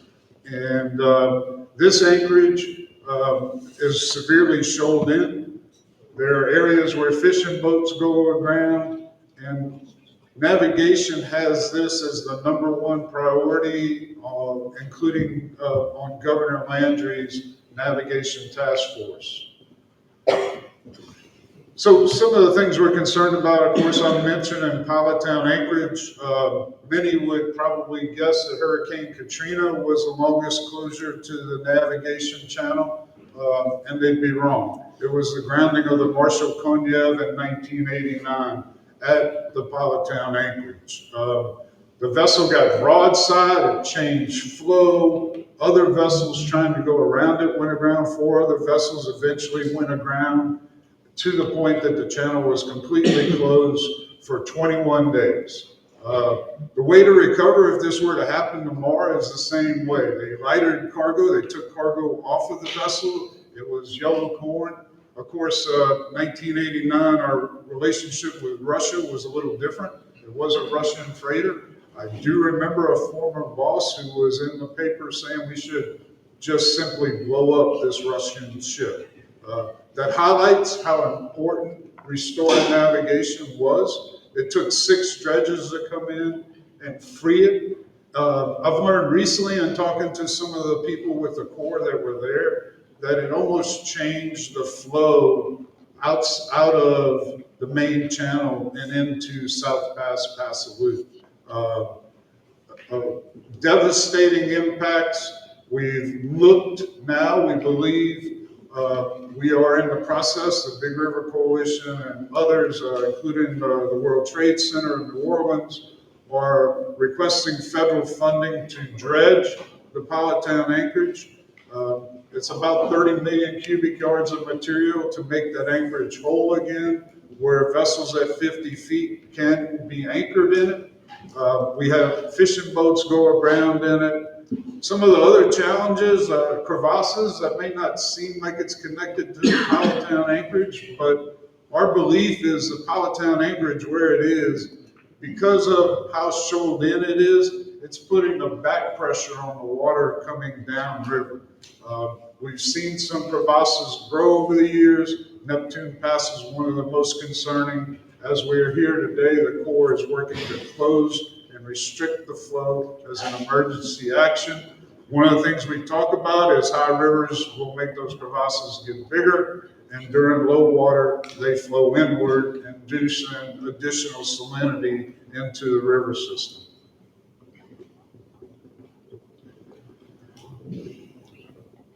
So the West Bay sediment diversion, the first and only sediment diversion that we currently have, in the cost share agreement, and of course this is a CPRA program, there was a feature there that captured support from navigation. The agreement was that over the life of the West Bay sediment diversion, the CPRA program would maintain the Powhatan Anchorage.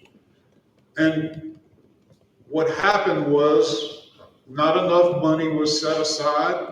The shoaling, I will say, was most likely underestimated. There's about $13.87 million set aside to maintain the Powhatan Anchorage for the 20-year life of a CPRA project. We're beyond that 20 years now, but that was changed. And it was changed with navigation at the table saying, you are going to cause shoaling in the anchorage.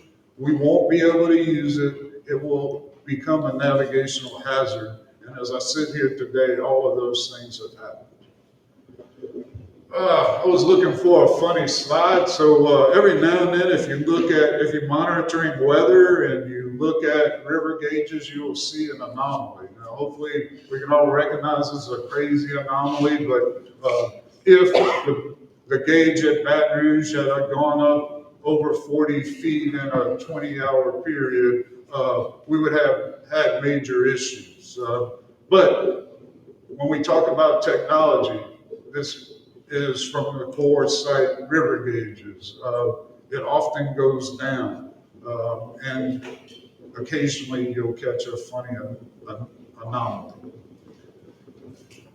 This is a map that goes back to 1803. So think of the Louisiana Purchase. And one of the things I want to point out is there's a little channel there about halfway up on the western side.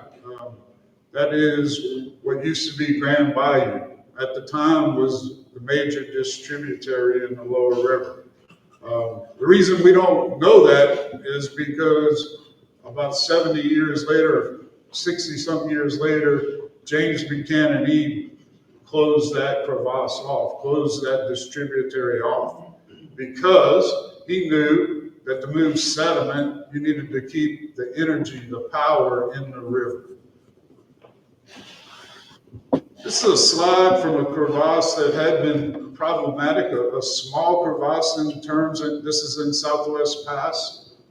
Multiple times we tried to fill it in with sediment from a cutterhead dredge. And this was done last year. We had new rock. The Corps has been spending a lot of foreshore rock funding, federal funding, to try to protect the banks in Southwest Pass. This is just a good shot to see that the protection of the rock and then sediment behind it. And it's amazing to me there's not a bird in this picture, but I will tell you, when these projects are ongoing, the birds and animals are really close. And you see land being created before your eyes, and habitat is used by the migratory birds and the land critters that we have. And beneficial use of dredge material for navigation is a way to fortify and protect our channel.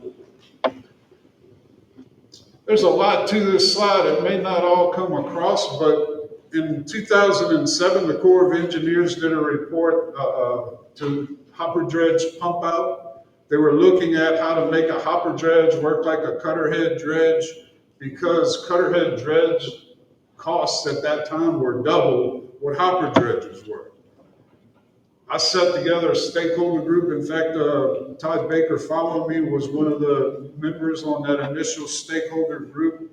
We talked about how to do beneficial use of dredge material. We had a plan to do hopper pump out, but lo and behold, about a year after that, we had a plan, and the Corps said, hey, we're getting cutterhead bids that are right at the amount we're paying for a hopper dredge. So there was no need to use a hopper dredge to try to make it work like a cutterhead dredge.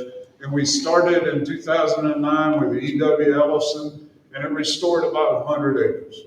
I will tell you that about 2 weeks after that call, I began getting calls from pilots who said, Sean, this is great. I mean, we see this, we need to put some here, we need to put some there. And over the years, we put a lot of material along the banks, a lot of it in West Bay. And as we're talking about adding some pins, I think there's some beneficial use. And of course, this isn't a CPRA project, but one of the big bonuses along the way was the Coastal Protection Restoration Authority found this beneficial use as complementary to or consistent with the state master plan, which was very important to us. As we sit here today, you can see multiple times we've restored over 1,500 acres in a 1-year period, taking material with a cutterhead dredge that's an impediment in the channel, and then pumping it into the surrounding marsh area, adding land at a height that means you can walk on it. It's kind of amazing that right after this material pumps out, you can walk across it. You'll see a little water draining off, but it's solid. The majority of it, of course, is sand, as you understand. So when I go through every year to update this slide, and I was thinking we were going to eclipse 14,000 acres. I was very excited to see we were right below 15,000 acres.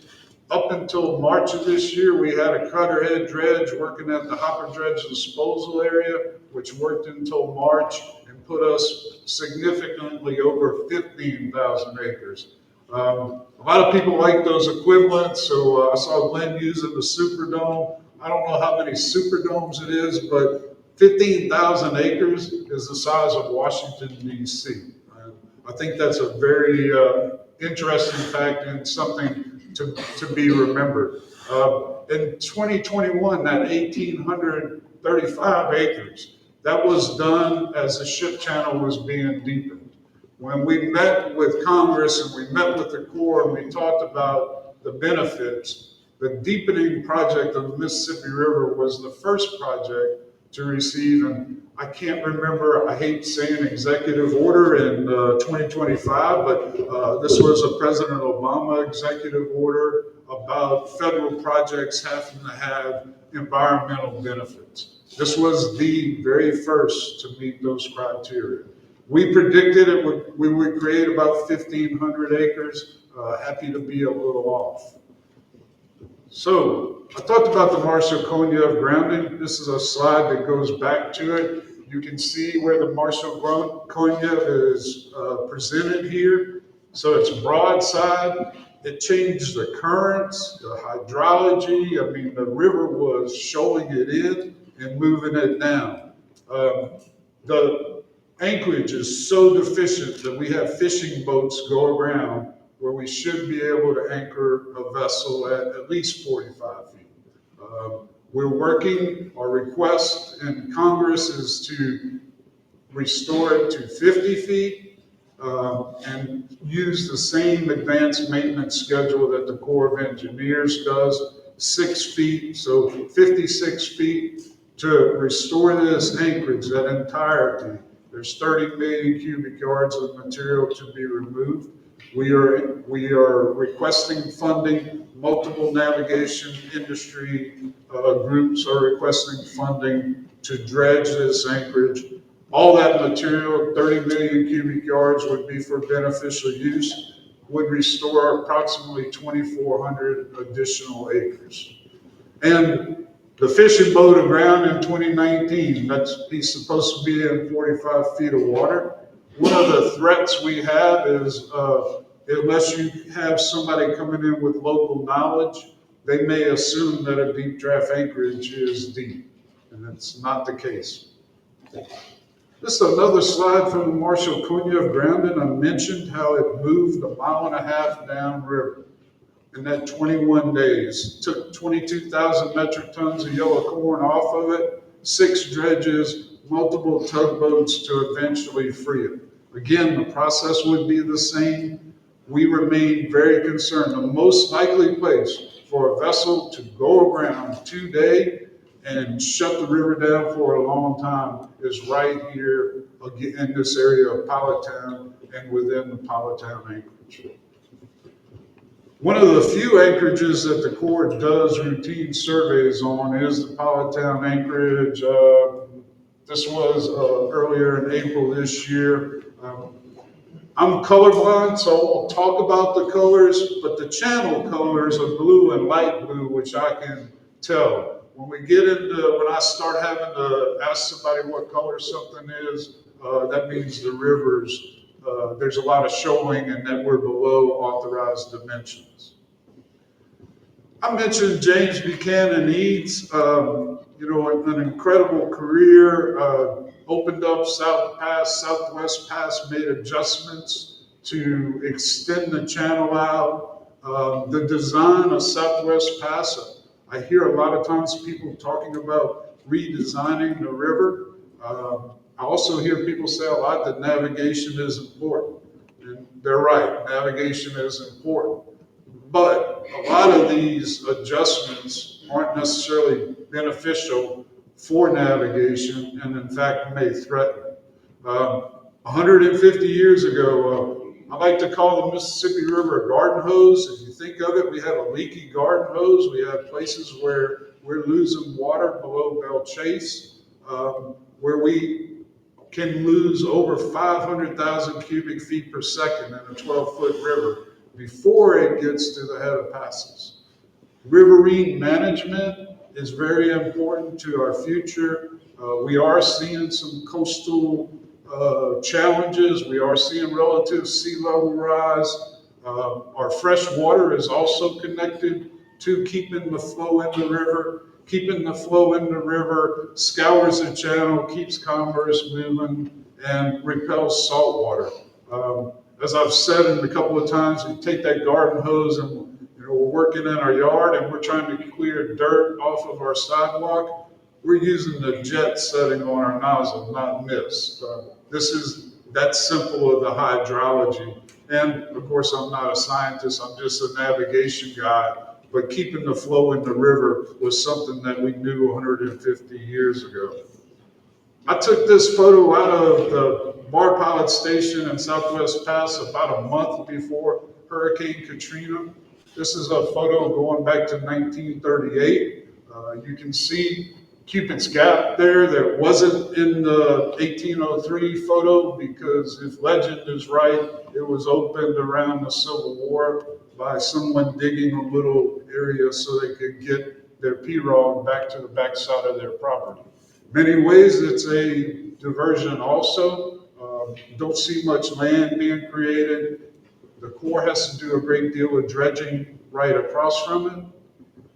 This is about the same area in 1985. This was a Corps photo.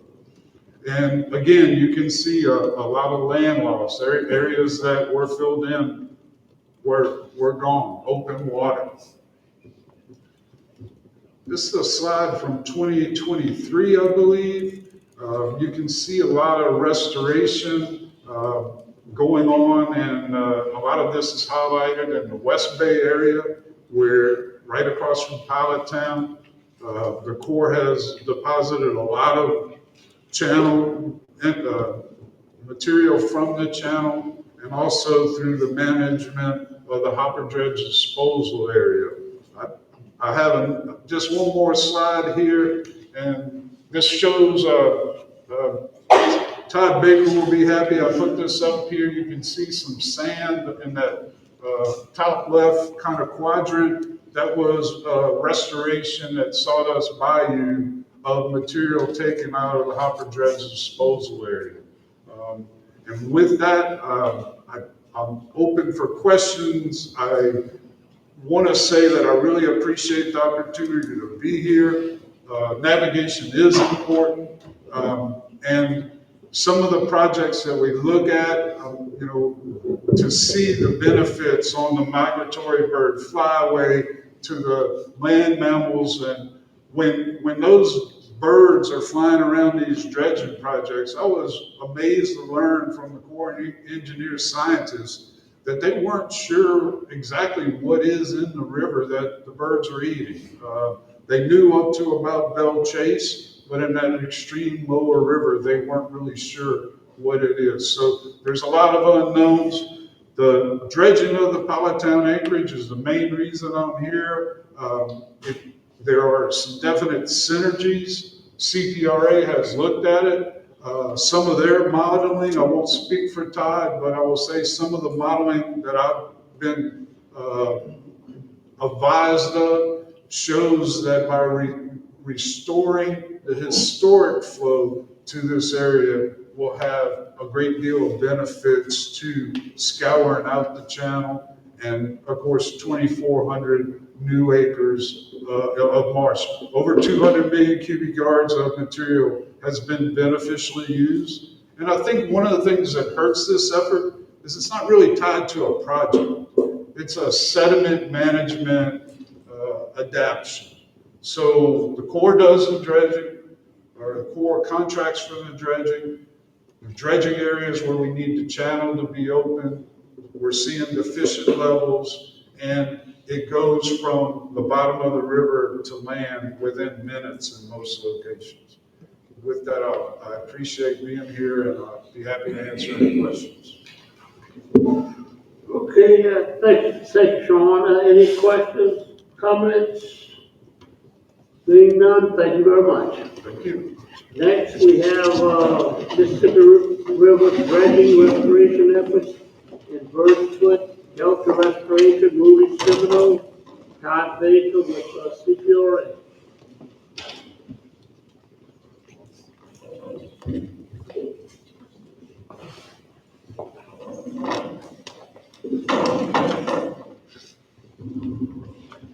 Thank you, Mr. Chairman, members of the board. Rudy Semino, Chief of Engineering at CPRA. I also have Todd Baker from CPRA Project Management and Devin Barringer with CPRA Engineering with me as well. As Mr. Duffy mentioned, Executive Director Ledea and I have been in participation, or actively participating in the Ports and Waterways Investment Commission. And one of the constant themes that we're hearing is navigation has dredging needs. They have sediment to dredge. CPRA has sediment needs. We have land to build. It seems like there should be opportunities to work together. And so what I'll do is kind of tee up Todd and Devin here. I gave a presentation to the board, I think in March of last year, on our general overview of our dredging program. Today's slide is very short. We'll focus on specifically Mississippi River dredging.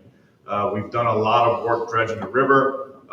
It has coincided with navigation at some point, but Todd's project will introduce a unique opportunity to check both of those boxes. So with that, I'll dive right into it here.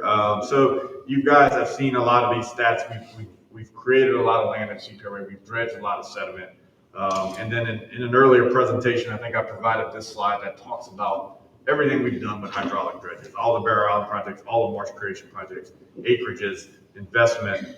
And then that last slide, that last bullet I've added is 15 of those restoration projects have been completed with Mississippi River dredging, or dredging sediment from the river. And if you look over at our pin map here, you do see a consolidation of green dots at near to number 2 and to the northwest of number 2. Many of those projects that I referenced here, as well as some of the Barrow Islands to the east of number 3. And Mr. Bourgeois will avoid the temptation to make a joke about Mr. Liddell on the ladder putting up another pin. We can save that one for later. But we do need some pins. We have many more projects. We do need to update the pins without the risk of a workman's comp claim there. So we'll continue. But yeah, you can see that consolidation. We have a sediment source in the river. We have the need in Plaquemines Parish and other nearby parishes to build land. Obviously, there's a lot of missing marsh there. We have taken advantage of that over the years since 2007 in building 15 of these projects. As you look at river dredging, it comes down to equipment. Mr. Duffy mentioned cutter heads and hoppers, and you guys are pretty familiar with what a cutter head looks like, but if you looked at it under the water, it comes down to a couple of things here. So you see the front of the dredge, the cutter head, the sediment's coming in from that end. It's actually going through the vessel and being pipelined out the other end. You see on the rear of that vessel, it spuds. The dredge actually pivots on a series of spuds and anchor cables as it sweeps back and forth. So those spuds are critical, and those spuds' ability to grab the ground to hold it in place are critical. So when we select equipment, when we design projects, we, as engineers, we look at what type of equipment can build this project. So it comes down to just floating, not dredging. What equipment can I get into any particular body of water? Spud length and ladder length, that's critical. You need a certain depth for a certain spud to operate, and of course horsepower and pump distance. So you have big dredges and small dredges. Most of our marsh creation projects, you see a lot of green dots from Southwest Louisiana, Terrebonne, Lafourche, all across the map. You're seeing similar equipment to this. This is a small dredge. This is actually in Lake DeKalb in Terrebonne Parish. Many of these vessels are pretty small. They can be towed with pretty small vessels. Some of them could be taken apart and put on a tractor trailer and hauled from point A to point B. You can bring this vessel in 2 or 3 feet of water in some cases, but you're not putting it in a very deep body of water due to its ladder length as well as its spud length. When we operate in a river, we have to see the specialized equipment like this. This is a large dredge, 30-inch discharge on the pump. We're sitting at Alliance in about 40 feet of water, maybe 30 feet of water here. Dredging, this is actually building one of the long distance sediment pipeline projects. That pipeline goes 30 miles to its end. So once again, major differences. You're actually shrinking the bid pool, which, as we know, has a tendency to maybe impact bid prices. There aren't very many contractors that are owning this type of equipment in the United States that put forth on these projects. I want to credit my friends at Moffitt and Nickel, who have done a lot of design work on some of our river dredging projects, for putting this slide together. And it is a little bit different when you're dealing with the river sand in this environment. You're dredging pretty heavy sand. You're placing it in pretty soft soils. We'll start at the left of this slide. That's what the world looks like before the project. And as we see with many of our projects, the next little 0 to 6 months is containment dikes. Immediately after that, we start pumping the river sand in there. That river sand has to be pushed with bulldozers. It will not flow. Basically, it's a graded land building project at that point. Generally speaking, construction will take anywhere from a year to 18 months, maybe in some cases 2 years on the larger projects. But at 12 to 18 months, you see a project that is solid land and usually rapid vegetation. There are a lot of nutrients in the Mississippi River sediments. We don't have any issues with these things vegetating, and within a 2-year period, you see a healthy marsh. That marsh is usually pretty high, and it'll stay up there in some cases, but you will start seeing ponds develop. From an ecological standpoint, from a hunting standpoint, from a recreational standpoint, that's a good thing. At 2 years, you now have your fully functional marsh that you intended to build. I'll stop on this slide a little bit, talk about, I hate to put an overly detailed figure up here, but what you're seeing here, that hatched area right in the middle of the screen, is actually the pit we park a dredge on. And you see to the right, this is actually the Mississippi River at Point Celeste, River Mile 50 or so. To the right of that cross section is the actual channel. And the point here is that the equipment that we showed in that picture earlier, which is some of the largest dredges in the nation, if not the world, have a maximum reach of about -90 on an average river. You can see that Mississippi River Channel is sufficiently deep in most of these areas, so we're not in Southwest Pass or Pilot Town here, but we have a reach limit of about -90. So that gives us that sandbar to dredge and the maximum distance that we can dredge from it. This figure actually is put together to prove to the Corps that we're not going to impact the Mississippi River levee. So on the far left, you see the levee cross section. We have to stay 750 feet away from that levee, which does have an impact on how much sediment we get out of these areas. But the 408 process requires we do not induce any stability failures on the Mississippi River levee.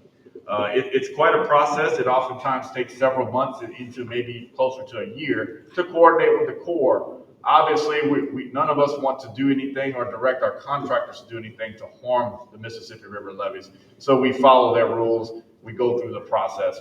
The first several ones we did, dating back to 2008, were painful, as many of you have experienced in the 408 process. However, we have gotten a lot of consistency, and this process has flowed a lot better over the years. When you look at these areas from a landscape standpoint or from an aerial standpoint, where are we looking in the river to dredge? Obviously, if the channel is 100 feet deep in this particular stretch of the river, which is River Mile 60 or so to River Mile 50, are there places to dredge? Going back to the heat map here, your general cooler colors are deeper, and your warmer colors, your yellows, orange, and reds, are shallower areas. And you can see there at every bend, there is a sandbar. And a lot of these coincide with the federal anchorages that Mr. Duffy mentioned earlier. So we've identified these probably 10 years ago. We knew that river dredging was going to be a sustainable way to build marsh in Plaquemines Parish and other parts of the coast. So we identified these areas, and we did some additional research and data collection and delineated 6 of these areas in this reach of the river. And like I said, most of them coincide with those federal anchorages, which were also put on the sandbars. So as we design these projects and start permitting these projects, one of the first things we do is we meet with the navigation safety groups to see what type of input. In one case, we dredged Point Celeste. We actually cut off the northern point because that was a critical navigation area for anchorage. We re-eliminated that. We didn't need that sediment. We were able to work with them in that situation. So this just kind of gives you an idea of these 6 areas in this particular reach of the river. We've dredged further down for Barrow Islands and the Spanish Bass Project, but most of the dredging has taken place right here, right in this area that coincides with Alliance and Point Celeste. That 6 areas. And the areas in box there are some of the most widely used disposal areas and marsh creation areas. The one that's been utilized the most is this 2,700 acre complex at the long distance sediment pipeline. You can see there in this kind of 3D image, you see the 2 bar areas up at Alliance and Wills Point that holds well over 10 million cubic yards of sediment. In this particular project, we were able to build multiple increments, starting back to the BA39 project in 2008, moving all the way to the recently completed NOAA Upper Barataria Marsh Creation Project you see to the left of that feature. So you see a major complex of program that was put together to continue to build land in this area. One thing I will note here is we are in the process, Chairman Dove, of looking at additional sites along this corridor, as well as some of the other river areas lower to reestablish this program and continue to build land. The sediment's there, you know, the marsh, the need in the marsh is there. We'll continue to look at this area, and we look forward to updating you that in future board meetings there.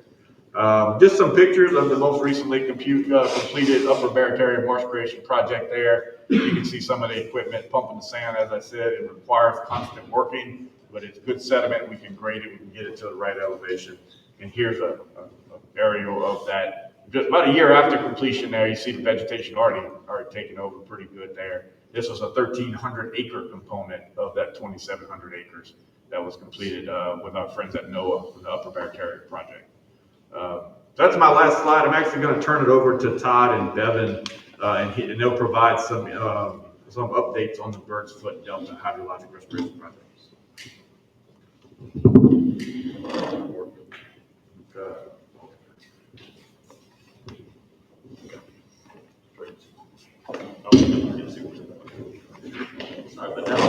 All right. So my name's Todd Baker. I'm the project manager of the Birdfoot Delta Hydrologic Restoration Project, and Evan is the engineer on the project as well. So I'm going to give you an update on this project. This is a project that's led by CPRA in coordination with our federal partner, the U.S. Fish and Wildlife Service, also working very closely with Louisiana Department of Wildlife and Fisheries on this one. So we're going to back up a little bit and talk about the habitat and area that we're working in. So the Birdfoot, this is obviously a picture of Lower Plaquemines Parish. That yellow line coming down is Highway 23. It ends in Venice, and to get to our project area is about an 11-mile boat ride to get there. This is a very unique habitat in Louisiana. It's a very unique habitat in the country. This is the only place where you have a freshwater riverine system that's coming down and meeting with the pelagic continental shelf and all the species that you find there. So this is literally a place where you can go 5 miles offshore, catch tuna, you can catch snapper, move right in, catch redfish, and you can even be bass fishing in the afternoon. Very rare to find that opportunity anywhere in the country. It's also the terminal end of the Mississippi Flyway in the continental United States. Each year, close to 1 million birds come down to the Birdfoot Delta, from waterfowl and shorebirds. And I've seen it literally several times that in the fall, I'll have people go out and they'll catch a couple snapper, come in, make a waterfowl hunt, kill the limited ducks, and they're bass fishing in the afternoon. It's truly, when you talk about the sportsman's paradise, this is one of the gems that Louisiana has and kind of defines what we have as far as the sportsman's paradise. And to add to that, as if that isn't enough, most of this delta is publicly managed for recreational hunters and fishermen. Delta National Wildlife Refuge is located just north of Passalute. South of that is Passalucha Wildlife Management Area. Delta Refuge is managed by the U.S. Fish and Wildlife Service, about 70,000 acres. Passalucha Wildlife Management Area is 115,000 acres, managed by Louisiana Department of Wildlife and Fisheries. And Passalucha is actually the oldest wildlife management area in the state of Louisiana and one of the first public hunting grounds anywhere in the country. So we have some unique things going on here. But in total, you have over 164,000 acres that's managed for people to recreate. So why do we need to build this project? What I have in front of you is a Google Earth image from 1984 and one from 2024. I've taken that 1984 shoreline and superimposed it on the 2024 image on the right. And what you can clearly see is that we're losing a lot of these wetlands at a rapid rate. In 40 years, we've lost over 26,000 acres on Passalucha Wildlife Management Area alone. But that's not the end of the story. On the same landscape, you have land gain. You have about 4,500 acres of gain going on west of South Pass. So what's happening on this landscape? Why are we losing so much on one side and gaining it on another? The reason for this is it has everything to do with riverine flows and river influence on those marshes. Southwest Pass and South Pass are federally maintained navigation channels. So the river continues to flow through it. The Corps maintains Southwest Pass almost daily when it needs it, and South Pass on an irregular basis. So where the river is allowed to flow, those marshes adjacent to it are relatively healthy, and in this case growing. However, Passalucha has never been dredged, and as a result, it has shoaled over time. So the riverine influences, freshwater and sediment, do not make it out to the eastern Birdfoot Delta like they used to, and so we're seeing a lot of land loss in this area. I bring it up because the solution is pretty simple, and it's right in front of us. If we open up Passalucha and get the water moving back down that way, the marshes will be nourished, and we'll be in pretty good shape, and that we can convert that system of the entire eastern Birdfoot Delta back into a maintaining and growing delta. Another reason to restore this area is the Deepwater Horizon oil spill. The Birdfoot Delta is the closest landmass to the Deepwater Horizon oil spill. It was the first landmass hit from the oil spill, and it was hit multiple times throughout the oil spill, even after it was capped. As the oil went east and west, it was like that fire hose that oil just kept coming ashore. The picture in the upper right, that's Governor Jindal on an airboat, Lieutenant Governor Nungesser in the middle, Secretary of Wildlife and Fisheries Robert Barham to his left. They made multiple trips down to the Birdfoot Delta with media to show off all the oil spill, the oil that was out there, and how it wasn't being cleaned up properly or in a timely manner. But I say all this because, and this is just a couple of photographs from that oil into the marsh and onto the beaches at Passalute. But anytime we have oil spill impacts, OPA requires that you restore for those impacts. And so in 2020, the Louisiana TIG set aside $6 million to engineer and design a project to restore for the impacts on the Birdfoot Delta. So we are currently working with that $6 million to design a project to effectively restore for the impacts to the Birdfoot Delta. And you saw the previous slide, that 40-year comparison. We know what to do. We can just go out there and open up some of these passes, let the river be reintroduced back into those marshes and get that going back to a sustainable state. So this was a concept map that was put together in 2020.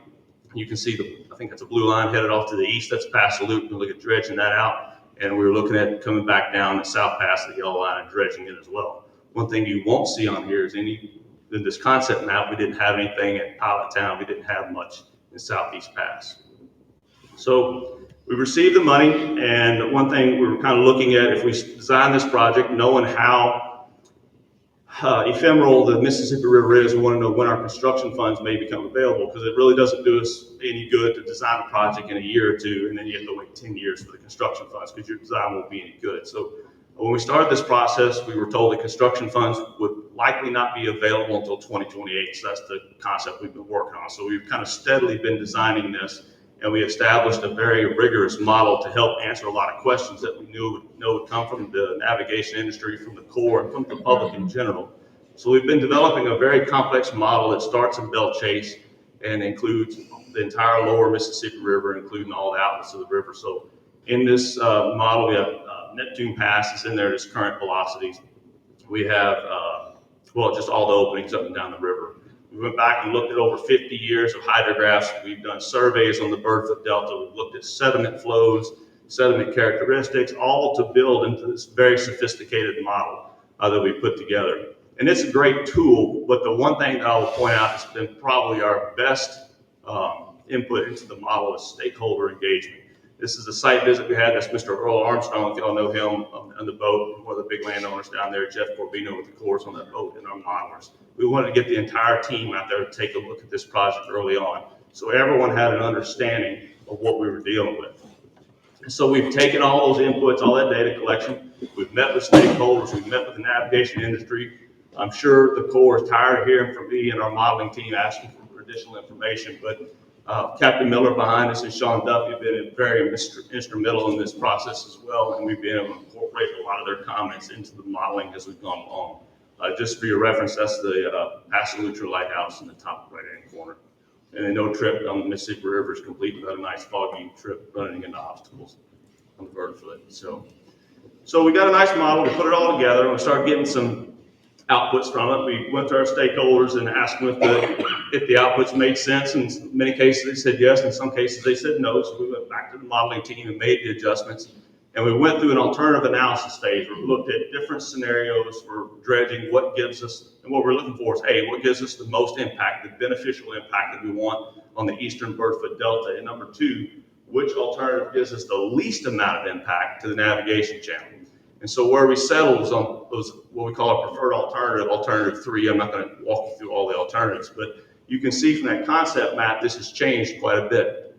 So what we're looking at right now for our preferred alternative is dredging South Pass 300 foot wide by 25 foot deep. We're going to split Passalute to 2 reaches, and that split occurs where Southeast Pass, which is in blue, comes up and meets South Passalute. So Passalute Upper, we call it, it's going to be 750 foot wide by 25 foot deep. Passalutra Lower, which is downstream of Southeast Pass. We're going to narrow it to 500 by 20.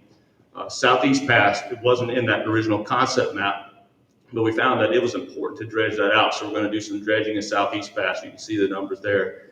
And then in the red, the top left, is the pilot town anchorage that you heard Mr. Duffy talking about extensively.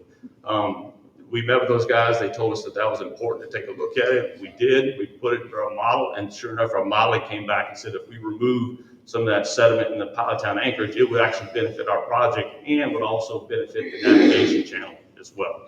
So we looked at we're kind of targeting a budget of around $165 million. We put this estimate together, and it comes in looking forward to 2028. We think it's going to cost somewhere between $145 million and $176 million. So we've got a wide range and a lot of time to figure that out. But we figured within our budget, we could pull about 4.5 million cubic yards from the pilot town anchorage. And so that's the current alternative that we're moving forward with, and we're looking to do additional modeling into it. So I'm going to walk you through. One thing I want to point out about that pilot town anchorage is notice it is not in the navigation channel. The navigation channel has those two black lines, but it is immediately adjacent to the navigation channel, cutting in at a 50-foot contour and removing about $4.5 million. I'm sorry, 4.5 million cubic yards. So in total, 116 million cubic yards to be removed. So next steps, where are we going from here? Is we really want to refine that current preferred alternative model. One thing the model needs to know is if there's anything in our dredge template that we need to avoid. Now we know that Belize Bayou back in the 1700s was the original shipping channel. It came into Southeast Pass, which at another time was the main shipping channel. Passalutra was the shipping channel. So the potential for shipwrecks all up and down our dredge template is huge. We also know we have some old settlements out there like Belize that we need to identify and make sure we don't impact those as well. So you can see we have quite a big endeavor in front of us. We have to survey for a phase 1 archaeological survey about 363 transect miles at the Birdfoot Delta. We also have a lot of oil and gas infrastructure that we know about. The problem is a lot of that stuff is dated, so we need to find out exactly how deep some of these pipelines are and what kind of cover we have over the top of them. And then the big question that we're getting is great. We know that we can see that what you're doing is a great project. We're going to move sediment to the eastern Birdfoot Delta. However, the Corps dredges the river, and a lot of that sediment is dumped into Passalutra. So the question we need to answer as we move forward with the modeling is the longevity question. How long will this project last? Because the Corps is going to continue their dredge and disposal operations, so we need to be able to answer that. So we're working very close with Jeff Corbino to understand, or the New Orleans District to understand exactly where that dredging occurs, how much gets put in there, and how much is pulled out. And I do want to pause at this time and just publicly thank, they're not here, but I want to thank the Corps and the New Orleans District. They've provided a lot of information on this. Both Michelle Cornick and Jeff Corbino have been very instrumental in getting us to where we are on this, along with the input from the gentleman behind us that I mentioned earlier. And then we need the model to speak to benefits. Right now, the model that we have is saying, yep, if you dredge, say, South Bass, you're going to get a lot of sediment going out into the basin. What it does tell us is how many acres that translates to. So we need the model, we need to refine the model so we can come back to basically the public and tell them this is the kind of thing you're getting for your buck. So we're hoping, rather than the model that currently says, yep, you're going to get a lot of sediment out there, yep, you're going to get some land building, we want to spit out numbers like this. Just one crevasse, in other words, so it'll give you 200 acres over 20 years. And then we're going to continue our stakeholder engagement. That's a huge part of this project. It's the critical path in this project. And we're going to continue to work with our stakeholders to identify places to put this sediment. We've already reached out to U.S. Fish and Wildlife Service. We've already reached out to Louisiana Wildlife and Fisheries, and we've identified some locations. We're going to continue to refine that through the design process as we go. And that's really the conclusion of my presentation. All these photographs are taken down on Passalutra Wildlife Management Area. It is truly if you're a sportsman, it's a paradise to you. The habitats out there are important for a lot of different wildlife and fisheries.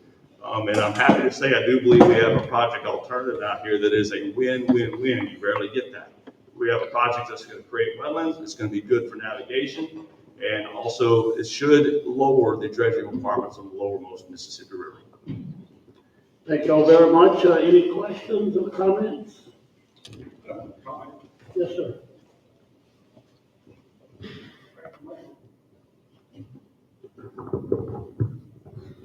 just want to say, we appreciate CPRA's efforts here. I think Todd did a good job in underlining the importance of passing Lutra, to the nation with the importance of the flyway there. And Todd and others in the agency have been long advocates for, beneficial use, for improved hydrology in this area.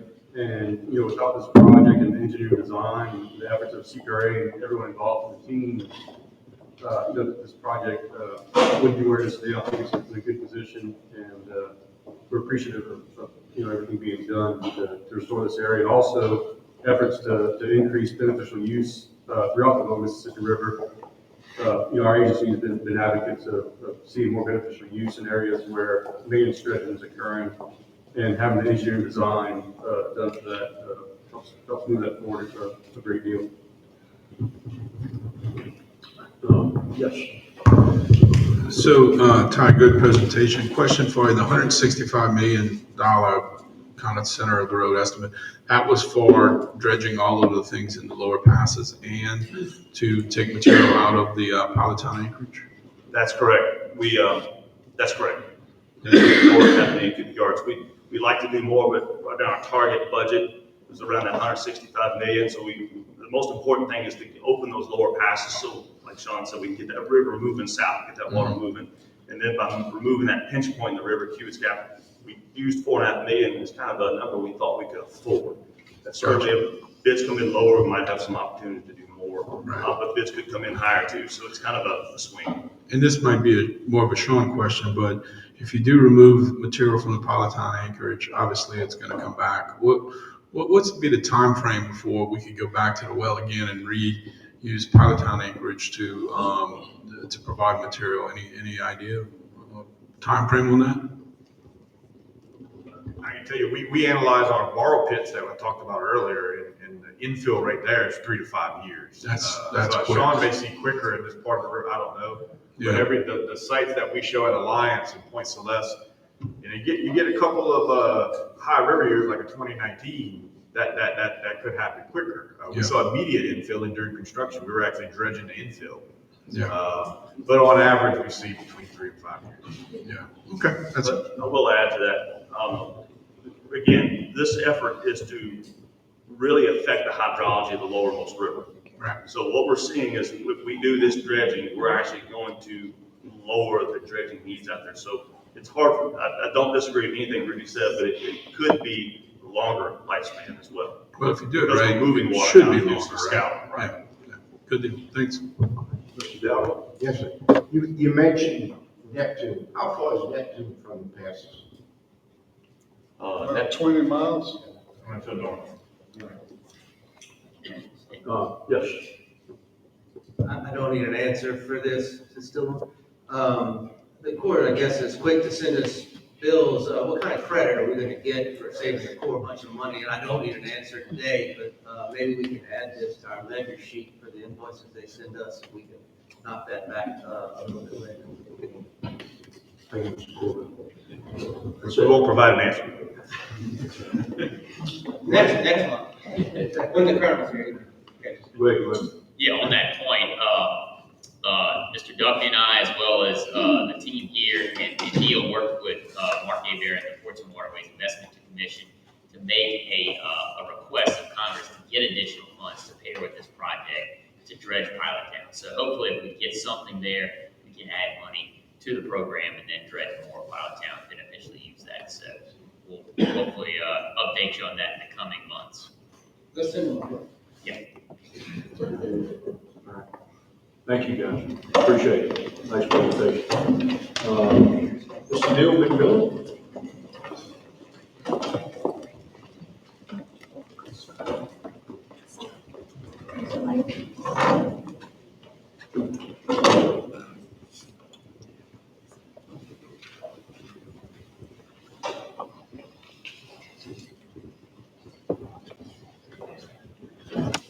All right. Good morning, board. Thanks for inviting me to talk. Oh, thank you. To talk about kind of what's been going on in DC in the past couple months. We have some encouraging news, and then plenty actually emerged recently on FEMA, which I want was kind of wasn't intended to get into, but I think it'll be really important for our Team Coastal to know about. So we'll start with I guess the very exciting news, especially for all of us that have been working on the Shores Coalition for many years to get more GOMESA, is we have some real progress and a real opportunity in a moving legislative vehicle, largely thanks to Leader Scalise. I would say this is definitely was the right opportunity for him to influence, I guess, a Republican-led energy package and include increasing GOMESA in there.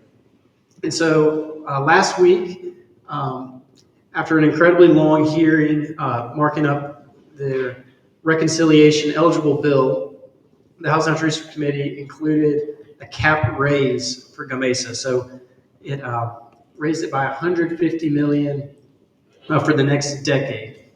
And there's also some other revenue sharing provisions in there, which I wanted to include just to kind of highlight how I guess it's easier for newer activities or cheaper activities to get kind of the fair revenue sharing deal, even though this great improvement is very valuable for us, but it's not I guess the full vision of parity. But you'll see that onshore renewables would have 50% and Alaska's offshore Cook Inlet would have 90%.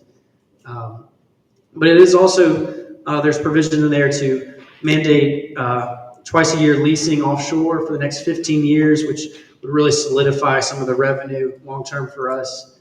And I guess the next steps is hopefully this will be included in something that could pass by July 4th, which is kind of their target date right now. And I guess the other thing is we've always talked about the score being a challenge for GOMESA, so it's interesting to see kind of what they got in, as they got in about $1.5 billion in score for this, but the rest of the bill kind of generated $18 billion in savings. So a lot of that won't be eligible in the future to be utilized to kind of offset our I guess desire for GOMESA to go forward. But what's that mean? I think one of the best ways to communicate it, and Chairman Dove did in the CPRA press release, is it's a 30% increase in GOMESA each year for the next decade. And so I guess one thing I want to clarify is we usually talk about the 375 million cap. And so when you see like the cap go to 650 million, you're like, how do we get there? Well, the way GOMESA is actually written is there's a 500 million cap split into percentages. So the Gulf states get 75%. That's when you do that math, that's where you get to 375. And the Land and Water Conservation Fund gets 25%. So this cap raise would give funding to both of those accounts. So there's a nationwide benefit. And I did some math just so you can see kind of what our normal year looks like. And that the way it lets us extrapolate kind of what 650 million a year would be. And what's encouraging is LSU Center for Energy Studies has run plenty of models, and even with oil prices being a little lower as they're projected now, we should be able to maximize this cap. And when you kind of siphon it through what goes to the GOMESA states, what's removed from sequestration, you're looking at about a $46 million increase to our coastal program each year from this cap lift. So that's 460 million over 10 years is kind of what seems to be the best case scenario that I think we could have some strong confidence in. Though you don't want to completely bank on this. Previously, Congress raised this cap through a similar mechanism for 2 years. But we weren't able to capitalize on it. But now that GOMESA, a lot of times going forward, we should be able to do so. So I guess almost 50 million more a year is a good way to think about it, or 50% higher. And of course, that additional funding would be split with 20% to the parishes and 80% to CPRA, or the Coastal Trust Fund. At the same time, I wanted to highlight a new effort that would dip into offshore oil and gas revenue in a major way and send it to our national parks. This is the reauthorization of the Great American Outdoors Act. It's known as the American the Beautiful Act. It's introduced on a bipartisan basis. this month as well. And it reauthorizes this Legacy Restoration Fund, which is a fund basically to do deferred maintenance on national parks and other places. And so it'll reauthorize it for 8 years at $2 billion a year. And it also broadens eligibility to Fish and Wildlife Service land, a lot of other public lands. And so this will be kind of a little increase from where it's been the past 5 years when it was started brand new. And so when this bill was passed a while in 2020, there were efforts from Senator Cassidy and others to get GOMESA and revenue sharing involved in this, and they were kind of pushed to the side. And Congress was really viewing this as, well, there's a $12 billion backlog on the national parks. We'll do this almost $10 billion for 2 years. Our national parks will be, crown jewels again. But it's interesting to see just kind of how, by broadening this program and broadening what counts as deferred maintenance, advocates are now saying there's $40 billion in deferred maintenance for national parks and public lands. So there's a huge need for a lot more of this. And so it was not something that I guess this one-time bill was really able to address when you go as broad. And so that's on top of fully funding permanently the Land and Water Conservation Fund at $900 million a year. And so all this is funded by federal energy receipts from onshore and offshore, but a major part is offshore.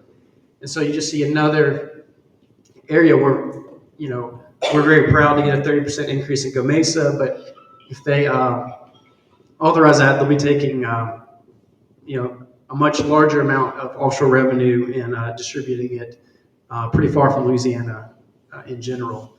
So I guess the thing I would recommend to this board and to Shores Coalition and other folks is see if we can get another slice of GOMESA reform included in this, if possible, particularly if it moves. And it probably will because, national parks are a great national treasure and people enjoy that. Another thing, just I guess of note is that the Gulf of America Act is advancing. It just passed the House last week.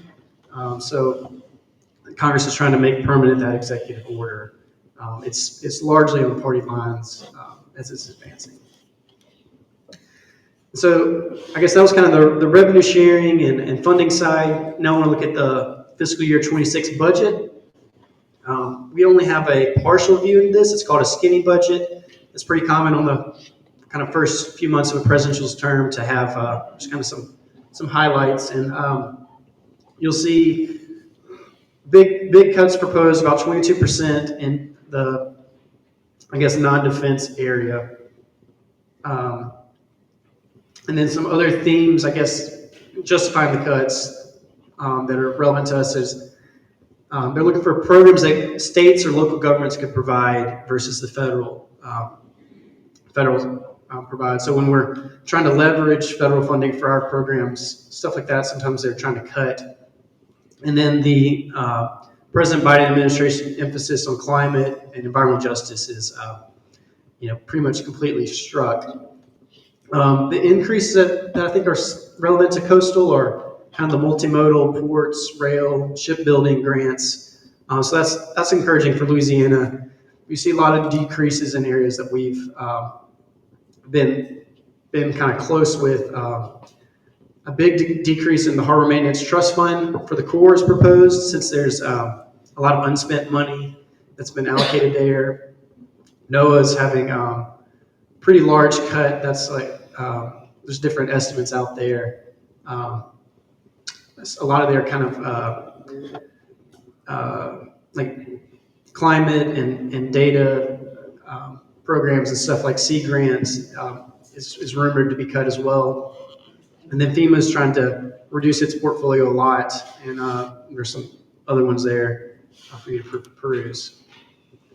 So speaking of FEMA, I guess most of the rest of this presentation is kind of looking at what's the future of that, and I think that's useful for our coastal program. But early on, President Trump had an executive order establishing a FEMA review council. I think a lot of this was motivated by kind of the Western North Carolina struggle to rebuild. and some of the political sensitivity based off that report that some FEMA personnel were advising people to skip houses with certain political signs back during the campaign season. So that and the way that FEMA had been used to, I guess, take care of migrants in the previous administration are really the motivating factor to this. But it's, as we know, in Louisiana, there's a lot to FEMA beyond that. So we'll be interested to see how this goes. And in the past week or two, they rolled out the appointed members of this review council. Louisiana's representation is former Chief of Staff to Governor Edwards, Mark Cooper. So that'll be, probably, hopefully, a fantastic asset for the state as we make sure that the lessons learned from are included in that. But we'll see what they do a report on. You see, they're trying to focus on the past 4 years. So I think there is I guess looking at the previous administration focus, but then there's a lot of kind of big picture things they're charged to do too, including like whether FEMA's supposed to be in its Department of Homeland Security or somewhere else. And then another theme that they're putting in the bigger budget is, how can FEMA, should it be more of a supporting agency with the states taking more of a lead? So that's, I guess, should be convened for the first time pretty soon. And then Secretary Noam, who leads Department of Homeland Security, she just kind of had she testified last week, and there was a big exchange on eliminating FEMA. That's something that President Trump has mentioned as a possibility. And so Ranking Member DeLauro, the lead Democrat appropriator in the whole committee, kind of went straight to that point with her questioning. And Secretary Noam basically backed up that the president's been clear that FEMA as it currently exists needs to change. As it exists today, should be eliminated was actually the quote. And it's interesting how Louisiana became a big part of that discussion. It's like, why should FEMA? What constitutes failure at FEMA? And they go straight to Katrina with the open claims still there. And then later on, DeLauro talks about the reason Congress supports FEMA is kind of like the Katrina example of where you give out so much money. And then one other side note is that there's bipartisan support for the pre-disaster mitigation program that's been paused or really kind of stopped by this administration. So I guess you're seeing here that there is high-level support for maybe eliminating FEMA or drastically changing it. And then the next day, the FEMA acting administrator testified to a different community. And so it was kind of good to see what the different focuses are from the Hill. There's concern that FEMA might not fund smaller level disasters anymore. Kind of concern on what threshold that is. There was, I guess, bipartisan support for removing red tape, improving technology, and a lot of discussion on whether states could take greater action and reduce the federal reliance. But that FEMA elimination came back up. The same ranking member asked that person, does this administration support eliminating it? And the guy tried to dodge the question and say, I don't think we should, but that's not my call. And he was fired the next day. The president's comms director said that was related. And so the new acting administrator is a former Marine, and he's says he's very committed to that. But so I guess just wanted to say that this is clearly a priority that they're not trying to walk back some of the comments from President Trump, and so this is a real interesting time for reforming or drastically changing FEMA. And then on top of that, the next day, so heck of a 3 days for FEMA. There was a bipartisan discussion draft released to reform FEMA completely from the House committee. And so this kind of, I guess it would eliminate FEMA as it exists today, but really it was, to me, more of an elevation and improvement package versus a shuttering package. And so it wants to make FEMA cabinet level, have the administrator be out of the Department of Homeland Security, and maybe reduce FEMA's role in some smaller disasters and does want to make states have greater impact. But it tries to incentivize states to make investments in mitigation, which I think is something that we would do great at, kind of by a sliding scale in cost share. So it kind of would start doing cost share 65%, but if you can demonstrate that you're making mitigation investments, and have favorable insurance policies, and you're taking action against your risk, it could raise the federal cost share to 85%.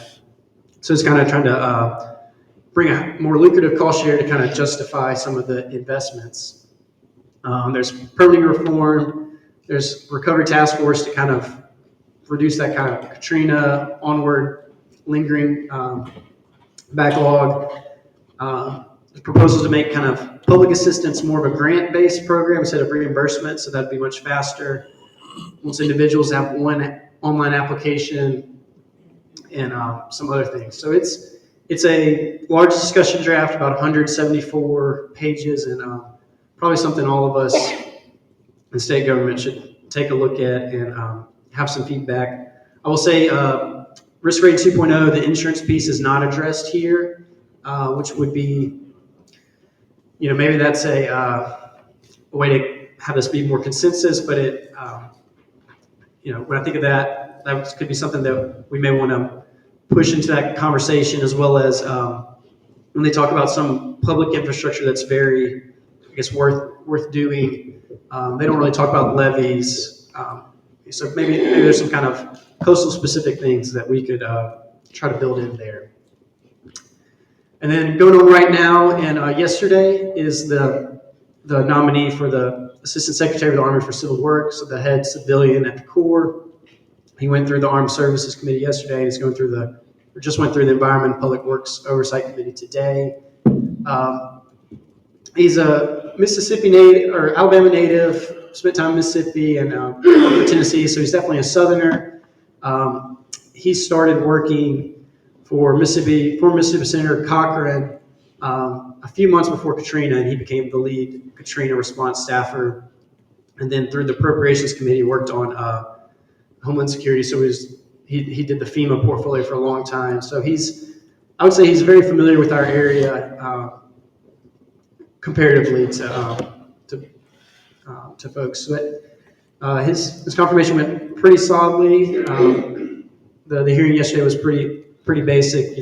Improve the Corps, be responsive, meet the mission type thing. So we'll, I expect he will be confirmed, and we'll have someone to start going to with these policy decisions. So that's concludes my presentation. Thanks for the time, and happy to answer questions. President Joe. Thank you, Chairman. I did want to mention, as someone who does deal with FEMA directly on a daily basis, and my staff deals with directly on a daily basis, there needs to be serious reforms in FEMA. I don't know what the exact answer is as far as if we have a FEMA or not, but the way they operate now just isn't working. We have an open project worksheet from Hurricane Katrina, from Hurricane Barry, from several hurricanes, since Hurricane Katrina. And oftentimes when we send in detail for our project worksheets, which they request, they will send it back to us. You've given us too much detail. We don't want all this detail. And what happens is that your project manager who's working with you ends up leaving, getting rotated somewhere else, and a new guy comes in and says, "You don't have enough detail here. We want more detail." And so it's just constant around and around and around. I'd really like to see, and I know this is up to you, but I want to mention something like this. I'd really like to see FEMA come in and say, "Hey, listen, we know you guys are qualified to handle storms. We've worked with you before. Here's your money. Go get it handled. We're going to come back and audit you to make sure that you've done this and prepared all of this correctly." But that allows us to get our money up front, gets us out of the hair. But obviously, the way Congress funds FEMA would have to change because obviously those disaster aid packages are usually on the back end of these storms. But I did want to mention, if you hadn't seen, the Federal Register has a request for information, an RFI, for anybody, whether you are the public or you are an agency who deals with FEMA, to submit feedback to FEMA on what you think would be beneficial, and that was put directly out by FEMA and this working group that is set to perform FEMA. They put it out on the 20th of March. It's actually due in tomorrow. So for those at home watching, for those in the crowd, if you want to submit something, that RFI is still alive until tomorrow. Thanks for flagging that RFI. Should have been tracking that. So hopefully they were participated in. And I guess on the FEMA staff changing, there's been reports that over 2,000 FEMA staffers have left. So it's about a third of the staff. So I'm sure that's going to complicate things. And then in the legislation, it definitely was proposing more of a give a grant straight to the states, let them implement it. And I think that would be a great improvement. So thank you for those comments. Couple of things. Yeah. Thanks, Neil. Good update. With regards to FEMA and Mr. Cooper being probably the closest nexus we have on that, I'm hoping maybe we can maybe facilitate an opportunity. President Jewell and I would really like to sit down and give him some information that he can bring to the table in there. So I don't know if there's anything we can do at the state level to facilitate us diving into that position. I think it would be good. That equal to Representative Graves from Missouri on their actions, because I think that speaks towards a lot of the things that they're trying to get the state more involved, and this would be how that would be done. I know it's just a draft that hasn't been put to a bill at this point, but I would think that if we can get that together, I know for a fact that this would be Valley Flood Control Association and some of the same groups that Sean and I work in would be able to take a good position in that. So I'm hoping we can track any opportunities for that.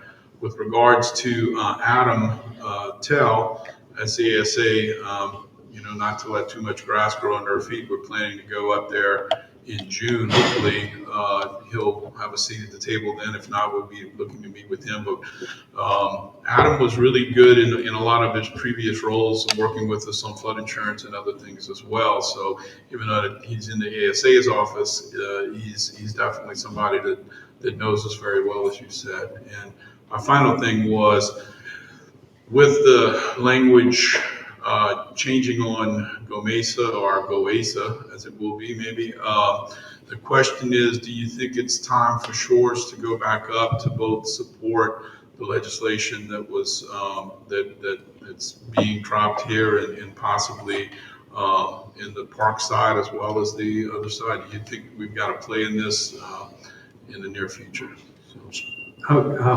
Great points. I think I will say that there's another kind of Louisiana angle to this FEMA reform side, and that's the lead staffer on this bill is Logan De La Barre Hayes, who formerly worked for Congressman Graves, and she's from New Orleans. So I guess there will be some good points of contact that we can use, and hopefully we can be heard. And then on the Go Mesa side, we've been kind of advised that since they're trying to fund so many tax cuts that it's not time to really push spend more money on something that's not tax related. So it's been kind of a lay low advice, which is interesting because we're kind of built in. But if this gets wrapped up in July, I think something kind of early fall to insert ourselves into the conversation on this American the Beautiful Act to me makes sense, and would hope to have broad support of the Shores Coalition. Thanks. Okay, any other questions? See the board's clear. Thank you, as usual. Very, very interesting information. And we have public comments. According to our rules, the public comments are limited to 3 minutes. And we have Ms. Sherry Sanders. Please come to the table and state your name. Mid-Bannock Area Sediment Diversion Issue. Yes, sir. My name is Sherry Sanders. I'm from Myrtle Grove, Louisiana, and thank you for the opportunity given to me to speak on today. And I'd also like to thank Inger Kiesler and Clay as well, because they have gotten back with me in regards to this. It's just a few things that I have. We are the leasees of the cattle pasture on both sides of the sediment diversion. I'm here to say that I'm all for coastal restoration, just not in that form. They have, we've had to remove our fences and things. In January of 2024, we were contacted by Archer Western that we had to come in and remove our cattle fences. So we did that.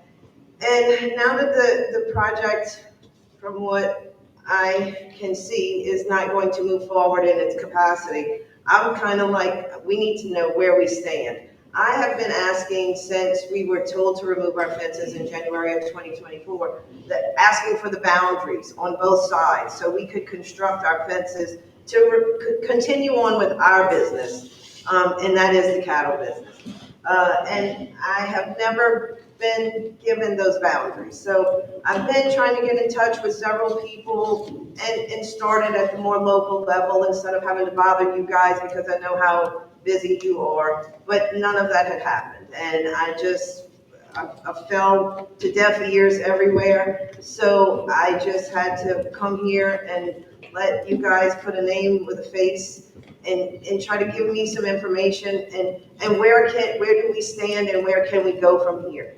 What's the name of your business? It's no business. Oh, It's just cattle. we're individuals. Yes, sir. Look, the project cut us in half, I guess you could say, because we had cattle on both sides. We have a $50,000 working facility on West Ravina Road, which has an electric chute and everything. So now any cattle that we have on the south side of the project, we can't.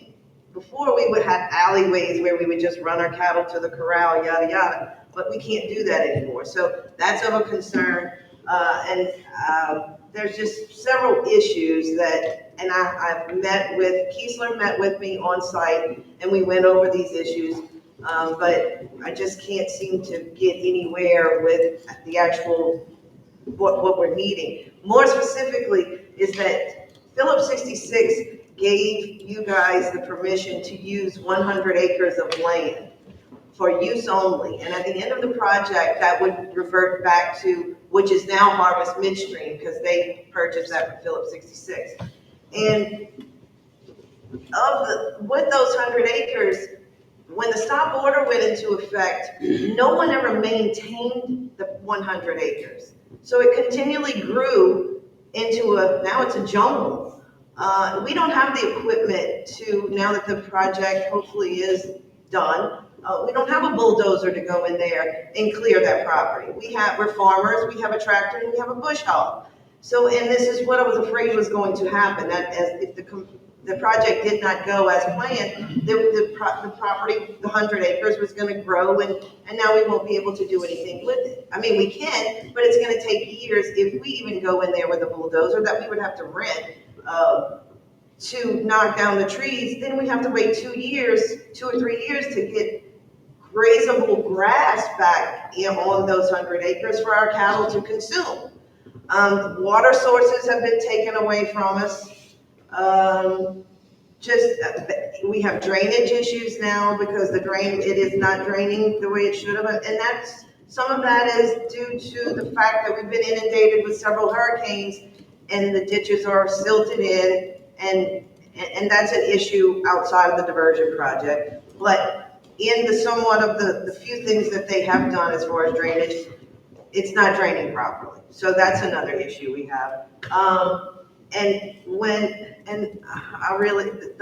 The beautiful oak trees that had to be removed, I had to sit there and watch those oak trees be burned, and that was just disheartening. And I know that they can't come back, but it's just something that I wanted you guys to know. And I guess that's about it.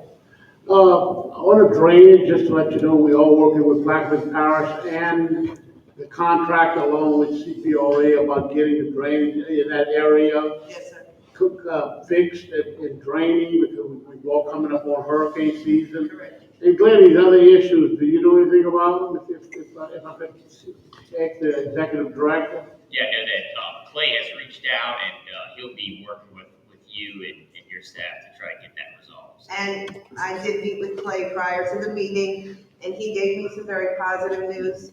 But I'll keep that to a minimum right now unless he wants to elaborate on it. Yeah, Clay, please. Chairman Doug, just for the record, Clay Parker, Deputy Director, CPRA. That's all.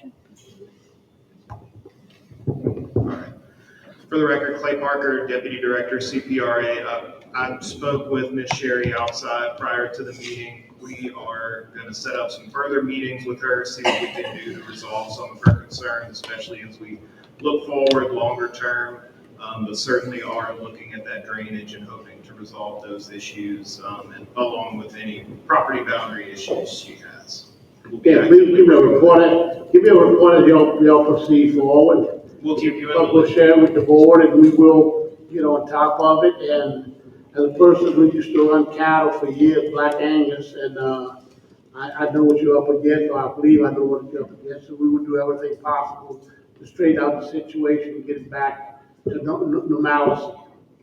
We appreciate that. I tell people that those cattle mean more to me than, the only things that mean more to me are my significant other, my Scarabin, and my grandkids and my daughter. Yeah, we will get it straight. I appreciate it, and I appreciate the opportunity given for me to speak here today because I've had to sit there and watch. I'm on that property adjacent to the site every single day, and I love it. But when the stop work order went into effect, I had a few altercations with the Archer Western people because when I would think that when a stop work order went into effect, the work would stop. Well, it did stop. But then I would catch the Archer Western employees fishing in the parish pit. Well, then that infuriated me because, everybody's talking about the high cost and everything, the cost is going up and everything. Well, and I would tell them, well, stop fishing and go get to cutting the grass on the 100 acres that I'm fussing about. But anyway, that's neither here nor there. Clay has been most gracious in getting me to where I think we may need to be. And I appreciate the time and you guys listening to me. Thank you for your patience, and we are on top of it, and we'll stay on top of it. Thank you so very much. Please let us know if you need anything, you and your husband. Thank you very much for coming. Thank you so much. I appreciate it. Thank you. And also Mr. Doug Day, the hypoxia expert. Thank you. Doug Daigle, Louisiana Hypoxia Working Group. I always appreciate being able to take a couple minutes and raise this issue with you all because, as I've said, we don't have a lot of places to do that. And one of the reasons our group is still working to promote and support the Gulf Hypoxia Action Plan since 2003 is because nobody else is doing that in any consistent way. So what I wanted to do today was just, focus on something that I've mentioned before, but I think it really is the key point that the state needs to be looking at. There is this action plan. It's been in place since 2000, and it has the agreement of 12 states upriver and the federal agencies. Got updated in 2008 and again in 2014. 2015 is when that was published. So we're working under the 2015 update along with these other parties, and that's got the key goal of achieving this reduced size of the hypoxic zone by 2035. So it's 10 years, but time goes fast. Here we are after 2015, 10 years after that revised plan. So there's a real need for the state to be able to engage with these other parties on the task force to see that this action plan gets carried out. And that's something that I've pointed out we really need, I think, the Governor's Office of Coastal Activities because of the close connection to the governor. I mean, this is a decision-making role that not just anyone can play, and it can't be handed off to a mid-level person. That's just not going to work. So, this is the task that we need to be addressed. It's more than one person can do, but we have a lot of talent to draw upon from new people. Because, as we sit here today, and I'm talking about the past number of years since that 2015 revised plan, why haven't those things happened maybe? Well, frankly, the people representing Louisiana on the task force in the previous administration didn't think it was important, and they didn't do it. And I'll be happy to talk about that at some point, but the key thing now is to look forward it's a very challenging time for that because there's a lot of change in DC. The key issues aren't really complicated. It's how do we maintain the funding streams we have for the action plan, and how do we try to get more? And that's going to be much more complicated now, but that's what really needs to be addressed with these other parties upstream. So I wanted to bring that up again. I appreciate the interest and the commitment that Mr. Dove has shown to dealing with this, but that really is, I think, what needs to be focused on. If it would help the state to have a meeting to discuss this, and that might be one way to try to pull things together. It's an idea. And originally, what was it, 35 million that Congress had funded?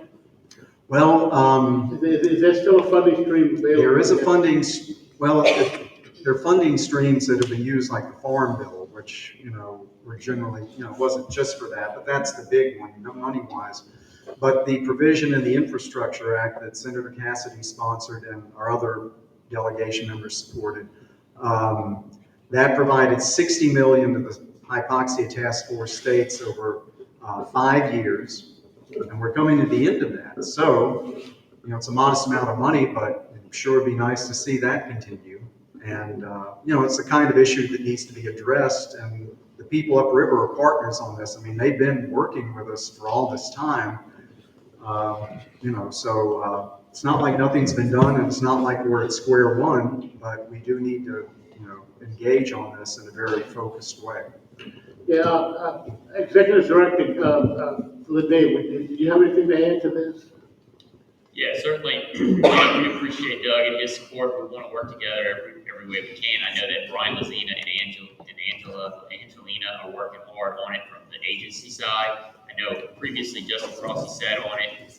We've got Brian that does all the technical work with his team. And so we just recently had a Brian Wallace and the governor's office of coastal activities just start. And so we can have that re-engagement from GOGA back on the task force. So looking forward to that. I'll be certain to set up a meeting to introduce you to them. Then we'll go from there. And then Brian and Angelina will continue to do the work that they do. And I know you know them well. So right. And just, as I pointed out, there's the in-state component, and there's a team that works on that. But then this upper level, and it's something they can't do. I mean, this is something that someone is going to need to, you can delegate someone to work as your contact person, but that's something that at that task force level, the in-state folks are not able to do that, so. Yeah. I appreciate it because it is a huge concern and a huge problem for Louisiana, and thank you for staying on top of it. Thanks. And with that, I have a motion to adjourn. Unanimous second. This meeting is adjourned. Thank you, gentlemen. Thank you, ladies. Thank you, everyone. Debbie and Ingham putting this on. Thank you all very much. And have a good day.